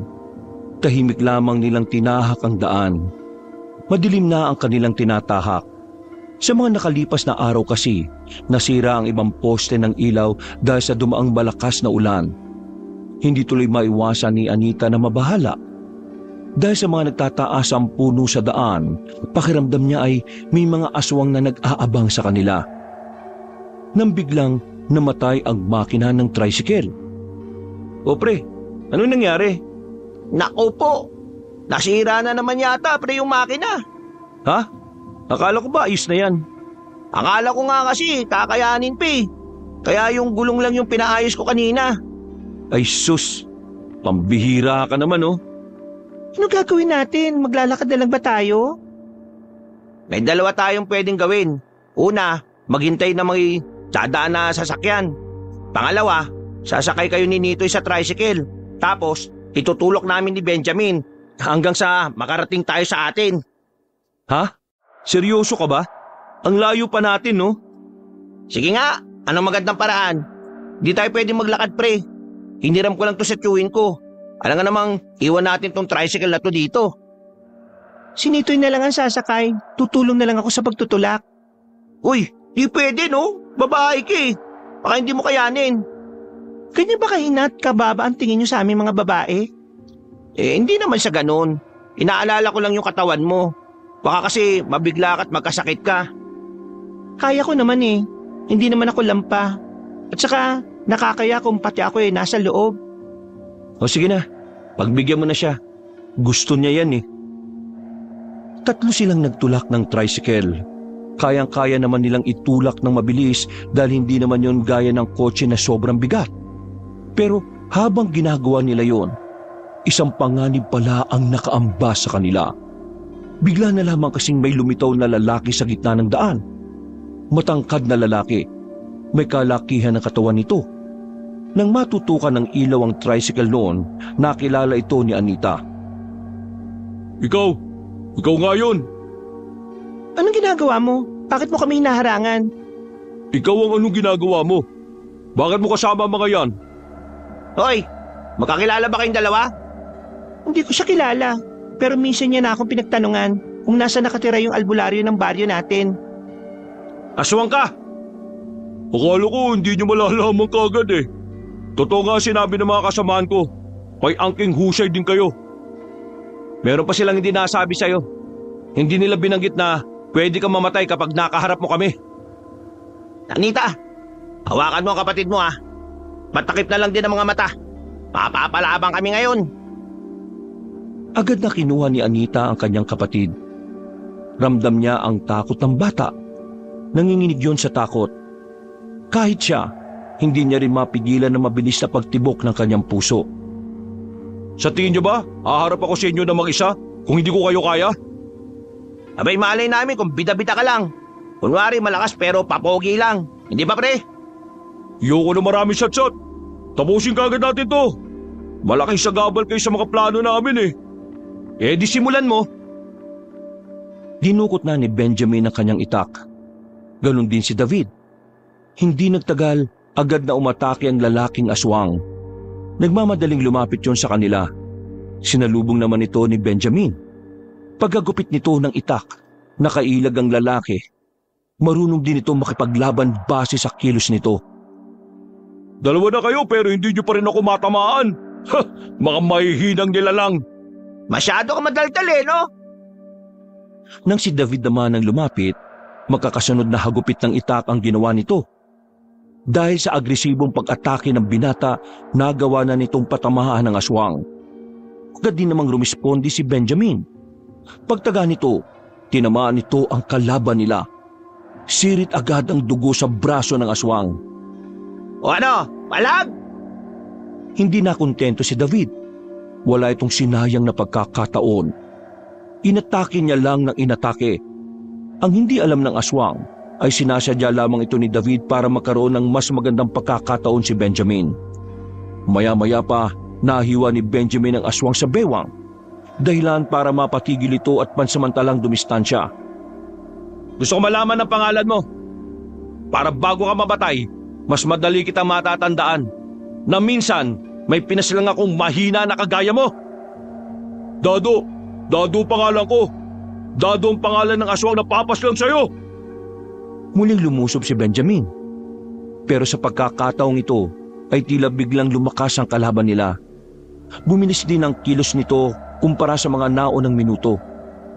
Tinamaan ng suntok si David. Natumba agad ito dahil sa lakas ng kamao ng kalaban nila. Mabuti na lamang, agad na nakaresponde si Benjamin. Hinataw nila ulit ng itak ang lalaki, pero hindi na yun tinamaan. Mabilis na nakaiwas ang aswang. Sa halip, isang malakas na suntok din ang pinatama nito sa tagiliran ni Benjamin. Nabitiwan ng binata ang itak. Dinakma siya sa ulo at saka binalibag na malakas. Tumama pa si Benjamin sa harapan ng tricycle. Sa puntong ito, nabahala na si Anita. Sa nakikita niya, tila mahihirapan ng manalo ang dalawang binata. Nag-isip na siya kung tatakbo na silang magkapatid pero tila nabasa yata ng aswang ang binabalak niya. Tumingin yun sa kanya ng nakangisi. Kaya naman hindi na rin siya nakagalaw sa kanyang kinatatayuan. Ano? Tatakas ka? Ha! Kala mo makakatakas ka? Wala ka namang kayang gawin ngayon nakabulagta na tong dalawang to oh. Wala ka na rin pag-asang mabuhay pa. Pati na rin ang bata kasama mo. Wag! Sa'yo damay! Wag na lang! Hoy! Kami kalaban mo! Wag ang mga taong alam mong walang laban sa'yo! Oh, nakakabangon pa pala kayong dalawa. Akalain mo nga naman. Akala ko ganun lang kayo kahina eh. Pinahangaan niyo ako Muling pinagtuunan ng aswang ang dalawang binata. Bigla na lamang itong gumapang na mabilis at dinamba si Benjamin. Humaba ang kuko nito. Nang kakalmutin na sana nito si Benjamin, bigla na lamang may tumarak na palakol sa ulo ng aswang. Dahil dito, agad na nakaalis si Benjamin sa ilalim ng kalaban nila. Pagtingin nila sa gilid, naroon si Mang Pepe, ang albularyo na pinuno ng kanilang samahan. Mang Pepe, paano kayo napadpad dito? Kung saan may gubat, dapat alam niyong sa gabi nandun ako. Sa wakas, nakita ko na rin ang isang to. Hoy, ikaw! Matagal mo na akong hinahanap, di ba? Oo, ikaw nga. Pepe! Gigewang-gewang na ang aswang. Napuruan ito ng palakol sa ulo. Pasensya ka na at hindi tayo nagkaroon ng matinong laban. Inabutan kita sa ganitong paraan. Pero bagitong aswang ka pa. Hindi ko ang gusto ko makaharap. Nasaan ang amo mo?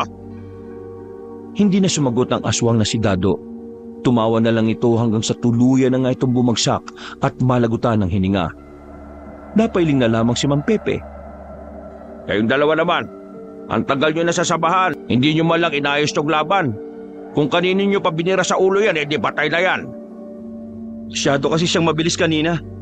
Pasensya na ho. Walang magagawa ang pasensya. Ang mahalaga, ligtas na kayo. Napatay natin ang kanang kamay ni Efren. Teka, kasama niyo pala ang magkapatid. Anita, ayos lang ba kayo? Opo, ayos lang po kami. Kinabahan lang po kami kasi akala ko makakain na kami ng mga aswang. Huwag kang mag-alala, ligtas ka na. Patay na ang aswang na ito. Ate, uwi na po tayo. Natatakot na po ako eh. Baka mamaya kainin tayo ng mga aswang. Nitoy, wala ka nang dapat nang ikatakot. Makakauwi na tayo ng ligtas. Ay sige na, sumakay na kayo. Sira ho yung tricycle na yan eh. Kailangang itulak. Napapailing na lamang ang matanda. Itinulak na lamang nila yon. Halos 2 oras silang nagtulak. Hanggang sa matsyempohan nilang rumoronda ang mga pulis mula sa bayan. Hindi na sila noon hanggang sa makarating na sila sa baryo. Pag-uwi nila, hindi na nagdalawang isip sila Benjamin at David na ipagtapat kay Aling Linda ang mga nangyari. Hindi makapaniwala matandang babae.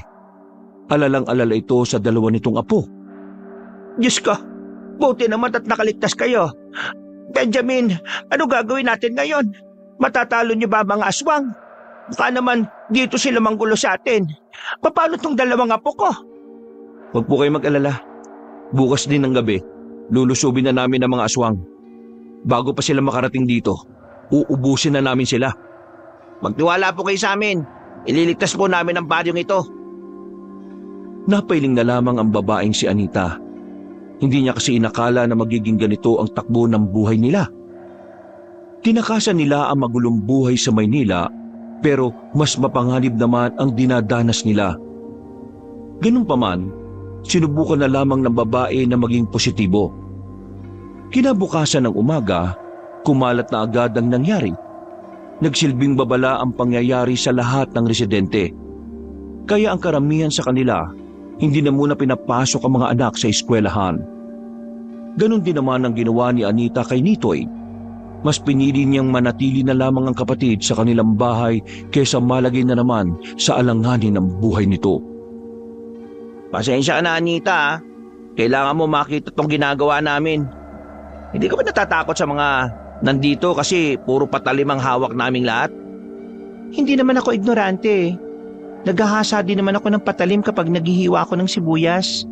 Kaya ayos lang naman. Nagpunta ako rito kasi meron akong gustong itanong. Oy, bakit? Ano ba yung tatanong mo? Pwede niyo pa akong turuan na humawak ng pana? Gusto ko makapatay din ng aswang eh.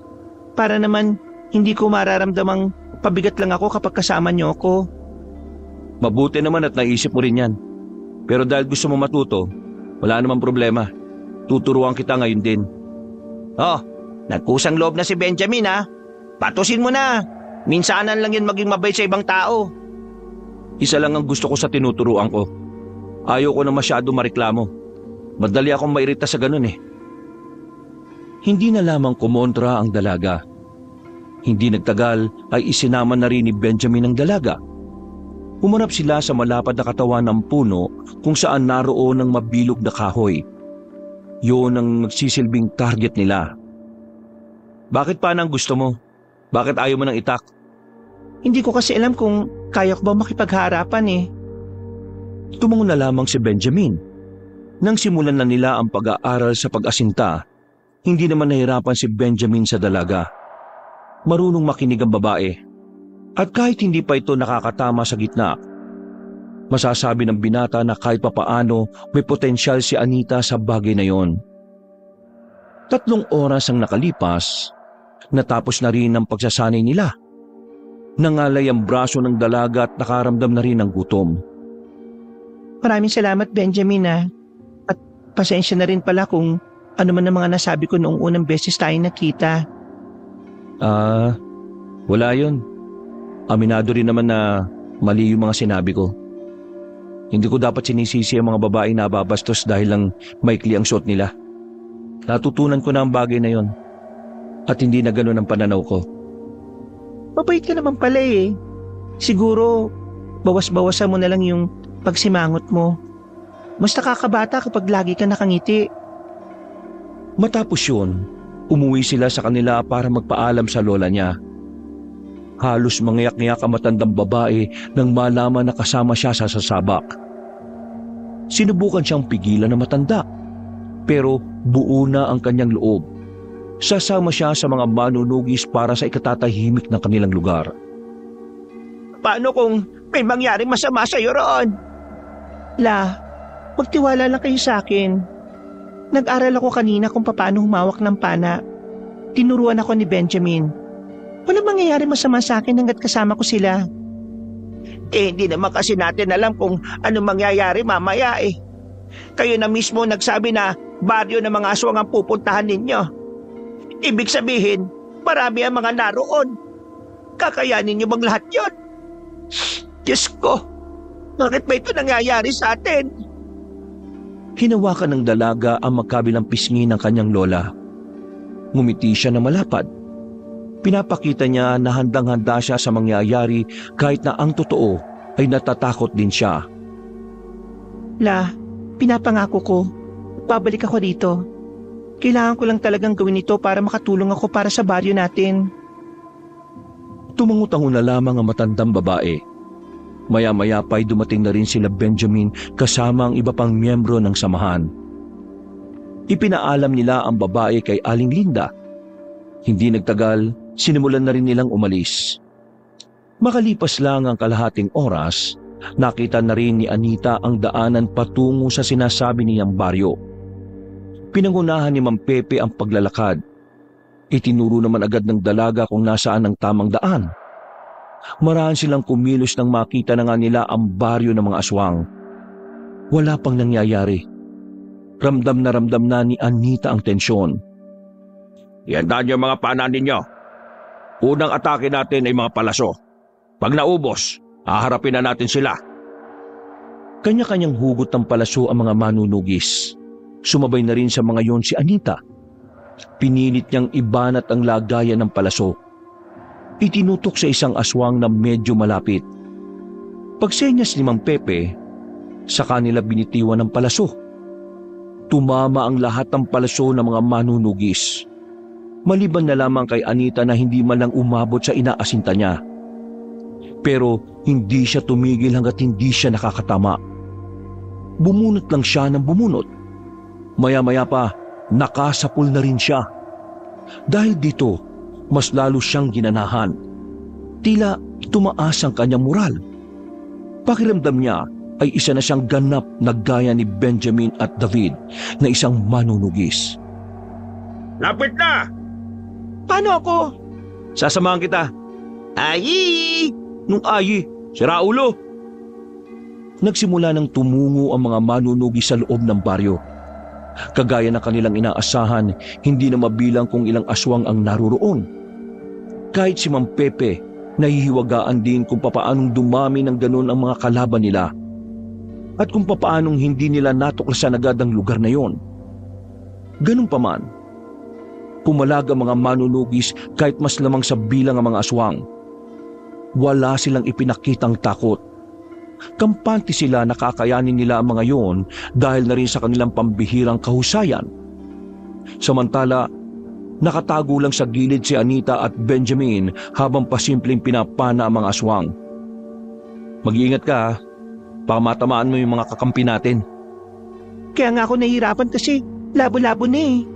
Teka, wala bang makakalapit na aswang dito sa atin? Huwag mong intindihin yun. Ako na ang bahalang magbantay. Bakit mo ba kasi ako sinasamahan? Ayaw mo ba? Gusto. Hindi ko kaya mag-isa eh. Yun naman pala eh. Dami mo pang dinadaldal. Sa pagpapatuloy ng labanan, ay dihado na ang mga aswang. Wala pang nababawas sa hanay ng mga manunugis. Samantalang sa mga aswang ay halos nangangalahati na. Isa sa naging kalamangan nila ay ang mga pangkaraniwang aswang lang ang naroroon. Lipat tayo ng pwesto. Ha? Anong ha? Bingi ka ba? Lipat tayo ng pwesto. Nagmamadaling tumayo ang babae. Tumakbo sila papunta sa kabilang gilid ng baryo. Kakaunti na lang ang palaso ni Anita. Pero dadalawang aswang pa lang ang natatamaan niya. Ang ibang palaso ay kung saan-saan pa napupunta. Gamitin mo yung tinuro ko sa'yo kanina. Pambira ka naman, oh. Ang sakit na ng braso ko eh. Hindi ka pwedeng sumabak sa ganito kung mas marami ka pang reklamo kaysa napatay na aswang. Ang ingay mo kasi eh. Manahimik ka para makafocus ako. Nanahimik na ang binata ng mga sandaling yon. Itinuon na lamang din ng dalaga ang kanyang atensyon sa mga aswang. Pero kalaunan, naubusan na rin siya ng palaso. Sa kasamaang palad, wala na siyang tinamaan. Mabuti na lamang ay nakakalamang na sa laban ng mga kasama niya. Ano nang gagawin ko? Wala na akong palaso. Eh di umuwi ka na. Ha? Wala ka nang gagawin dito eh. Umuwi ka na. Ihatid na kita. Tara na. Seryoso ka ba? Oo, mapapahama ka lang dito. Kapag nakita ka pa ng mga aswang eh, baka ikaw pa unahin nila. Tara na. Kaya na nila yung mga yan. Hinawakan na siya ni Benjamin sa kamay at hinila na siya paalis sa lugar. Pero hindi pa man sila nakakalayo, bigla na lang may humarang sa kanila. Nanlaki ang mga mata ni Benjamin. Kahit yun ang unang pagkakataon na nakaharap niya ang matandang aswang, malakas ang kutob niya na yun ang pinuno ng baryo ng mga aswang. Mukhang pauwi na yata kayo, iho, ha? Sino ka? Aswang ka rin no? Bakit bang hilig niyong humarang sa daan? Anita, huwag ka magsalita. Yan ang pinuno ng mga aswang. Pinuno? Kusang nagtindigan ng balahibo ng dalaga na mapagtanto yun. Nagtago siya kaagad sa likuran ni Benji. Nanlalamig ang kanyang palad dahil sa takot. Tuwang-tuwa siguro ang mga kasamaan mo dahil pinagpapapaslang lang nila mga walang kwentang kalahi ko. Pero alam mo ba kung anong kakaiba sa nangyayari ngayon? May gagamitin ako para bumagsak ang mga manunugis. Anong binabalak mo? Gusto mo malaman? Nabigla na lamang si Benji nang biglang tumalon ng mataas si Mang Efren. Napunta ito sa likuran nila. Walang kahirap-hirap na hinablot ang babaeng si Anita. Pagkatapos, sinipa nito ng malakas si Benjamin. Tumilapon ng lalaki. Si Anita naman ay sinuntok na matanda sa sikmura na agad din namang nawalan ng malay. Ito ang plano ko. Ang papiliin kayo sa tatlo. Susubukan pa sanang habulin ni Benjamin si Mang Efren pero inilabas na nito ang malapad na pakpak at agad na umalis. Dala-dala ang babaeng si Anita na walang kaalam-alam sa mga nangyayari. Nagising na lamang siya nang marinig na niya ang tinig ng kanyang lola at ang kanyang kapatid. Pagtingin niya sa gilid, nakita niyang nakagapos ang bata at matandang babae sa haligi. Nitoy, Lola! Sino? Bakit kayo nakagapos? Ikaw rin, Ti. Ano nangyari? Nakagapos ka rin. Ano mangyayari sa atin? Pinagsama-sama ko na kayong tatlo sa mismong bahay ninyo. Huwag kayong mag-alala. Maya-maya lang, may darating na rin dito para iligtas kayo. Ang kaso nga lang, kailangan nilang mamili sa inyong tatlo kung sino lang ang pwedeng iligtas. O pwede rin namang buhay ninyo kapalit ng buhay nila. Kung ano pa rito? Wala kami kinalaman sa alitan ninyo. Oops! Huwag kang ganyan. Nakita kita kanina na may hawak ang pana. Dalawa nga lang ang tinamaan mo. Tapos, naubos na yung palaso mo nang wala kang napala. Kung sino ka man, nagmamakawa ko sa inyo na huwag nyo na kaming idamay pa. Mga simpleng tao lang naman kami. Ang kaso, hindi ako magdedesisyon kung pakakawalan ko kayo o hindi. Hintayin na lang natin sila. Mamaya naman siguro narito na rin sila. Magsisimula na rin ang magandang palabas. Gagawin niyo sa baryong to. Bakit gustong-gusto niyong sakupin? Oh, akala ko ba wala kayong kinalaman? Bakit mo alam ang bagay na yan? Ikaw masyado ka maraming nalalaman Oras na yata para tumikom ang bibig mo habang buhay. Hindi ko alam kung anong pinagmulan ng mga pinaglalaban niyo. Pero hindi tama na idamay niyo ang mga taong walang kaalam-alam. Kung may problema kayo, Wala kang karapatang magsalita. Dahil ang alam mo lang ay ang mga kwentong naririnig mo. Nasabihin ko sa iyo, ang baryong ito ay dating baryo ng mga aswang. Inagaw lang sa amin ito ng mga sinaunang albularyo at manunugis. Ngayon, wala na sila rito. Babawin ko na kung ano man ang totoong sa amin. Masama ka? Bad ka? Hindi ka mapapatawad ni Lord? Hoy, Bata, huwag ka maingay ha. Kasi alam mo, nangangain ako ng batang maingay. Bigla na lamang nagbago ang anyo ng matandang aswang. Lalong naiyak ang batang si Nitoy. Nanginginig na ito sa takot. Naihina rin ito sa salawal. Nakikiusap ako. Huwag mo nang takutin ang apo ko. Wala siyang kinalaman dito. Bata lang siya. Okay, sige. Madali naman akong kausap eh. Maawain din naman ako sa mga bata. Muling ibinalik ni Mang Efren ang itsura niya sa dati. Tawa ito ng tawa. Para nitong mamamatay sa kakahagalpak. Awang-awa naman si Anita sa kanyang kapatid. Nagsarado ang kanyang mga kamao. Napaksama mo. Maraming salamat sa papuri, Iha. Ang mga ganyang salita ay mas lalong nakakapagpagana sa kalooban ko. Biglang napalingon si Mang Efren nang maramdaman nitong may mga dumating sa labas. Winasak nito ang pintuan at ninihagi sa labas. Mula sa loob, natanaw ni Anita sila Benjamin sa labas. Kasama na nito si Mang Pepe at si David. Nandyan na pala kayo. Mabuti naman at dumating na kayo kaagad. Kanina pa kasi ako naghihintay eh. Akala ko pababayaan nyo na lang na mamatay tong tatlo sa loob eh. Gawain ba talaga ng isang pinunong aswang na nagamitin ng ibang tao para makalamang sa laban? Matanda ka na. Dapat alam mo na isang tunay na leader kayang umisip ng magkakaibang paraan para manalo sa laban. Kung gano'n masasabi kong pangmahinang paraan ang naisip mo. Sige, sabihin na nating mahina. Pero ito ang problema natin ngayon. Namili ka, buhay mo o buhay nilang tatlo. Sinasabi mo bang pakakawalan mo sila kung sasama ako sa'yo? Sasama sa akin. Pakakawalan ko lang sila kapag napatay kita ngayon. Ikaw lang naman ang problema ko eh. Wala akong pakialam sa mga bata mo dahil wala ngang kwenta mga yan. Pakawalan mo muna sila, saka ako papayag sa gusto mo. Hindi naman ako bata para gawin yon. Ikaw ang lumapit sa akin, saka ako sila pakakawalan. Huwag tayong maglukuhan dito. Kung ganyan ang gusto mo mangyari, wala tayong mapapala kasi hindi ako magtitiwala sa iyo. Kung patayin ko na lang kaya sila, kaya niyo bang makita na mga nakakalat ang mga laman loob nila? Natigil ang kanilang pag-uusap nang maramdaman ni Mang Efren na may paparating na palaso sa kanyang direksyon. Pinukulan na pala ito ni David na nakatago sa di kalayuan. Pero sa kasamaang palad, nasalo na matandang aswang ang palaso. Kinuha naman ni Mang Pepe ang pagkakataong yon para tagain si Mang Efren. Tinamaan niya yon sa dibdib. Sa puntong ito, napadistansya na ang kalaban sa mga sandaling yon. Mabilis namang tumakbo si Benjamin sa loob ng bahay para pakawalan sila Anita. Kailangan ko kayong alisin dito. Saan tayo pupunta? Anong gagawin natin? Basta, kailangan yung lumayo. Natanggal na rin ni Benjamin ang kanilang pagkakatali. Wala silang sinayang na pagkakataon. Habang kinakalaban ni Mang Pepe ang pinuno ng mga aswang, agad na rin silang tumakbo sa likod ng bahay. Sa daan ay sinalubong naman sila ni David. Ito tayo, dali! Binuhat na ni Benjamin ang batang si Nitoy, habang si David naman ang bumuhat sa matanda.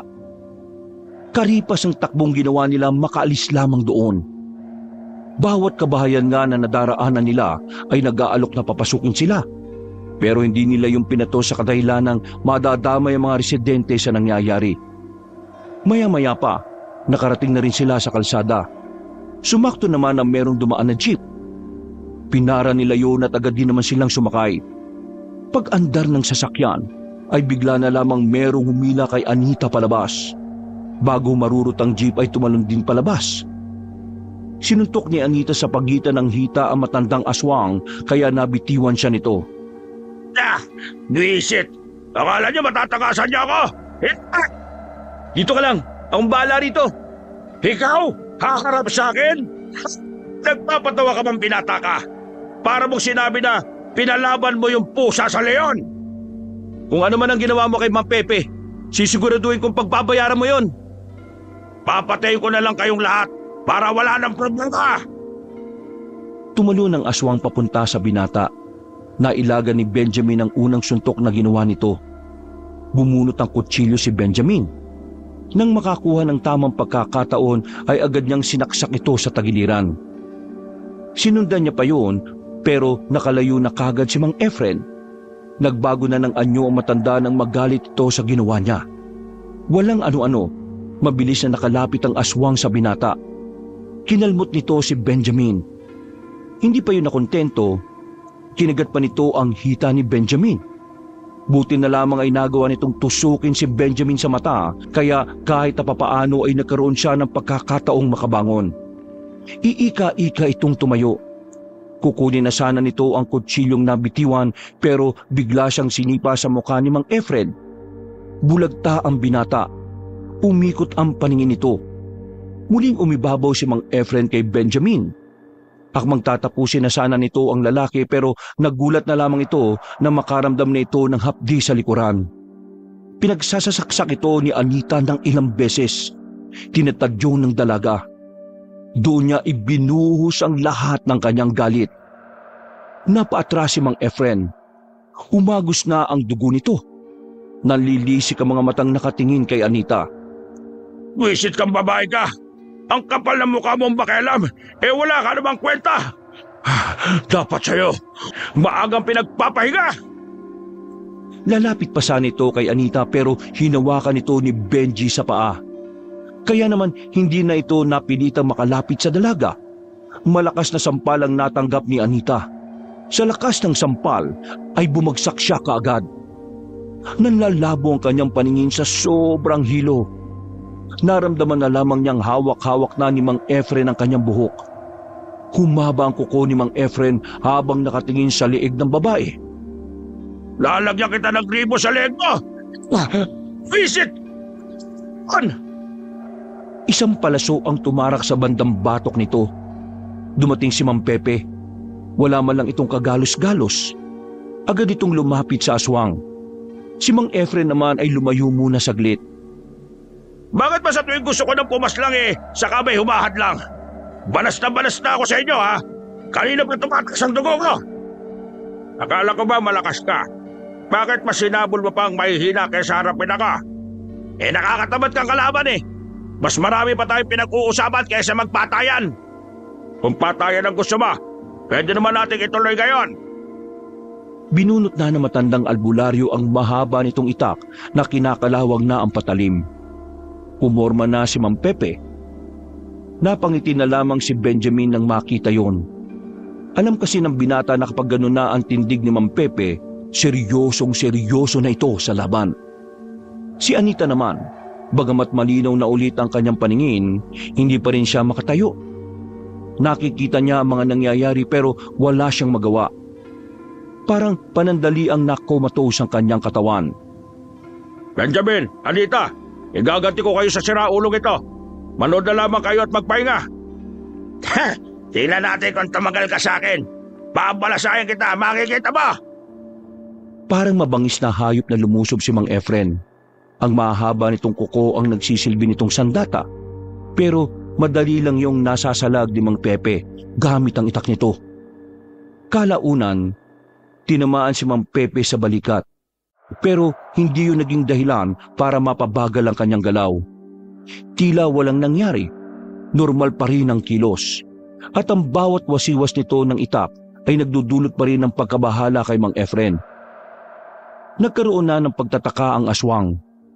Hindi nito malaman kung papaanong tumatagal ang matandang gaya ni Pepe. Si Mang Pepe naman, ilag lang ng ilag. Binabasa nito ang bawat kilos ng kalaban. Mga ilang sandali lang, nakakuha na ito ng tamang pagkakataon. Isang malakas na hataw ng itak ang ginawa nito sa tagiliran ni Mang Efren. At dahil dito, tila natigilan ng aswang. Nanlalaki ang mga mata. Hindi makapaniwala sa nangyari. Pinagbibigyan lang kita kanina. Dalawak mo 3 sibilyan. Pero ngayong wala akong dapat na alalahanin pa. Ipapakita ko sa iyo ang tunay na ako. Bakit? Sino ka ba? Isa ka ba sa anak ng mga sinaunang manunugis na nagnakaw sa baryong ito? Oo. Ako ang isa sa anak nila. At hindi nila ninakaw ang baryong ito. Kayo ang unang nagpalaya sa mga taong naririto noon. Binawi lang ng mga ninuno namin ng lupay ito. Kasinungalingan! Magmamayari ng mga aswang ang baryong ito. Hindi ko sa inyo! Wala na akong pakialam kung anong gusto mong paniwalaan. Ang malaga na lang sa akin ay narito ako para pigilan ka sa mga pinaplano mo. Bigla na lamang lumundag ang matandang aswang papunta sa kinahihigaan ni Anita.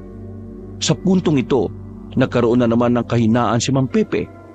Masyado itong nalibag sa pakikipag-usap. Hindi na nito namalayan ang distansya lang pala ng dalaga sa aswang ay malapit lang. O ano? Hindi ka yata makapagsalita. Bakit? Takot ka bang mapahamak siya? Duwag! Isa ka malaking duwag! Manahimik ka dyan! Wala kang ibang gagawin dito kundi ang maging kapalit ang buhay niya. Ngayon, albularyo, mamili ka ulit! Ikaw o ang buhay nitong babae na ito? Mang Pepe, hayaan mo ako! Piliin mo ang sarili mo! Tuso talaga mga aswang kahit na kailan. Pero para sabihin ko sa'yo, hindi mo ako mapapaslang kahit gamitin mo pa sa akin ang babaeng yan. Ha! Sinasabi mo bang mas pipiliin mo ang sarili mo kaysa sa kanya? Mismo! Anong klaseng pinuno ka? Siya na rin naman ang nagsabi, di sige. Sige! Akala mo hindi ko itutuloy? Manood ka! Nang dadakmay na ni Mang Efren ng dalaga si Leeg, ay bigla na lamang itong nakaramdam ng sakit ng ulo. Nabitiwan niya ulit ang babae. Napahawak pa matandang aswang sa ulo niya na sobrang sakit. Anong nangyayari sa akin? Hindi ko suot ang pulseras kanina kaya mo kong hawakan. Pero ngayon, pasensya ka na lang. Kung kanino mo pa sana sinuot yan, di sana. Hindi ka nabitbit. Pasensya na. Akala ko kasi kasama kita sa lahat ng oras kanina eh. Kaya naging kampante ako na hindi suotin to. Katangahan yan. Pambihira ka naman, oh. Natuon ang atensyon nila kay Mang Efren. Hilong-hilo pa rin yun dahil sa pulseras na proteksyon ni Anita. Hindi na nagsayang ng oras si Mang Pepe. Mabilis itong tumakbo palapit at saka itinarak na ang itak sa tiyan ng aswang. Pero nagawa pang makapalag ni Mang Efren. Hinawakan nito si Mang Pepe sa balikat. Pinisil nito ng madiin ang parting yon. At sa puntong ito, nakaramdam na rin ng sakit ang albularyo. Hindi ako papayag na ako lang ang mamamatay. Isasama kitang sa impa. Managinip ka ng gising. Mauna ka na ron. Sa langit ang destinasyon ka. Buong puwersang mas ibinao ni Mang Pepe ang itak. Pagugot niya, tumagas ang dugo mula roon. At kahit natakpan nito ng malapad nitong palad ang tama nito, malakas pa rin bumubulwak ang pulang likido. Totoo ba ito? Totoo bang natalo mo ako? Anong nangyari? Hindi ka pa nananaginip. Lahat ng nararamdaman mo ngayon ay totoo. At lahat ng yan ay dahil sa kasamaan mo. Hindi ako papayag na hindi makabawi sa baryong ito. Hanaban ako hanggang sa... Nadapa na ang matandang aswang. Sinusubukan nitong makabangon pero kapag naitutukod na nito ang isang tuhod ay muli itong bumabagsak. Maya-maya lang din ay nalagutan na rin ng hininga ang pinuno ng mga aswang. Benjamin, Anita, natalo na natin siya. Magaling ang ginawa niyong katapangan, lalong-lalo ka na, Anita. Masyado mo kong pinahaga ngayon. Mang Pepe, yung katawan ko, bakit hindi ko maigalaw? Huwag ka mag-alala, akong bahala sa'yo. May babalik ko rin ang lakas mo. Benjamin, kaya mo pa bang tumayo? Oho, ako nang bahala kay Anita. Ako na humbubuhat. Pabalik na mga kasamahan natin. Pagbalik nila, ideklara na natin ang pagkapanalo natin mga manunugis. At susunugin natin ang lahat ng mga bangkay ng mga aswang. Matapos ang laban na yon, agad na dinala si Anita sa bahay ni Mang Pepe. Mayroong mga pinainom sa kanyang halamang gamot. Mga likidong nagbabalik umano ng mga enerhiyang nawala. O mga lakas ng ugat na naapektuhan dahil sa pagkakaalog ng ulo. Umaga na nang maging maayos ang pakiramdam ng dalaga. Nakabalik na rin ang kanyang lola at kapatid. Po, anong nangyari? Ayos ka na ba? Ayos lang ako. Nasaan si Nitoy? Bakit hindi niyo kasama? Naroon, kasama ni David. Pinakain ko na muna kasi gutom na raw siya eh. Mahusay po ba ako? Eh Diyos ko naman, oo naman. Muntik-muntikan ka na nga mamatay eh. Mabuti naman at nagkamalay ka na pala.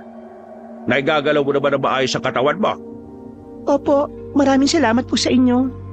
Salamat naman sa Diyos kung ganon. Magaling ang ginawa mo, Anita. Hindi ka naman manunugis pero pinakita mong kaya mo rin protektahan ang pamilya mo at ang ibang tao. Napangiti na lamang ng malapad ang babae. Tinulungan na lamang siyang makabangon ni Benjamin at saka sabay na rin silang lumabas para mag-agahan.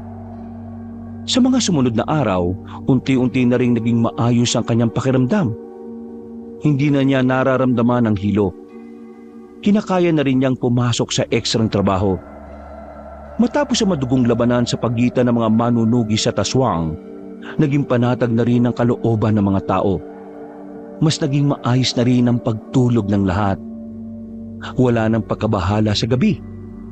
Nadadaanan na rin ang karaniwang daanan ng mga batang pumapasok sa eskwelahan.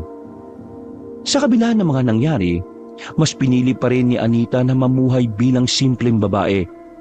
Mas gusto niya ng buhay na payapa at ang tanging iniisip lamang ay ang kanyang pamilya. Ganun pa man, naging parte na rin ng buhay niya sila Benjamin. Mas lumalim ang kanilang samahan at pamilya na rin ang naging turingan. Hindi pa man tuluyang umuunlad ang kanilang buhay, pero masaya pa rin si Anita dahil kasama niya ang kanyang lola at kapatid sa lugar na tahimik, payapa at napupuno lamang ng pagmamahal. Kontento na siya sa bagay na yon at wala na siyang mahihiling pa kundi ang kaligtasan at kapayapaan ng kanyang mga minamahal. Wakas.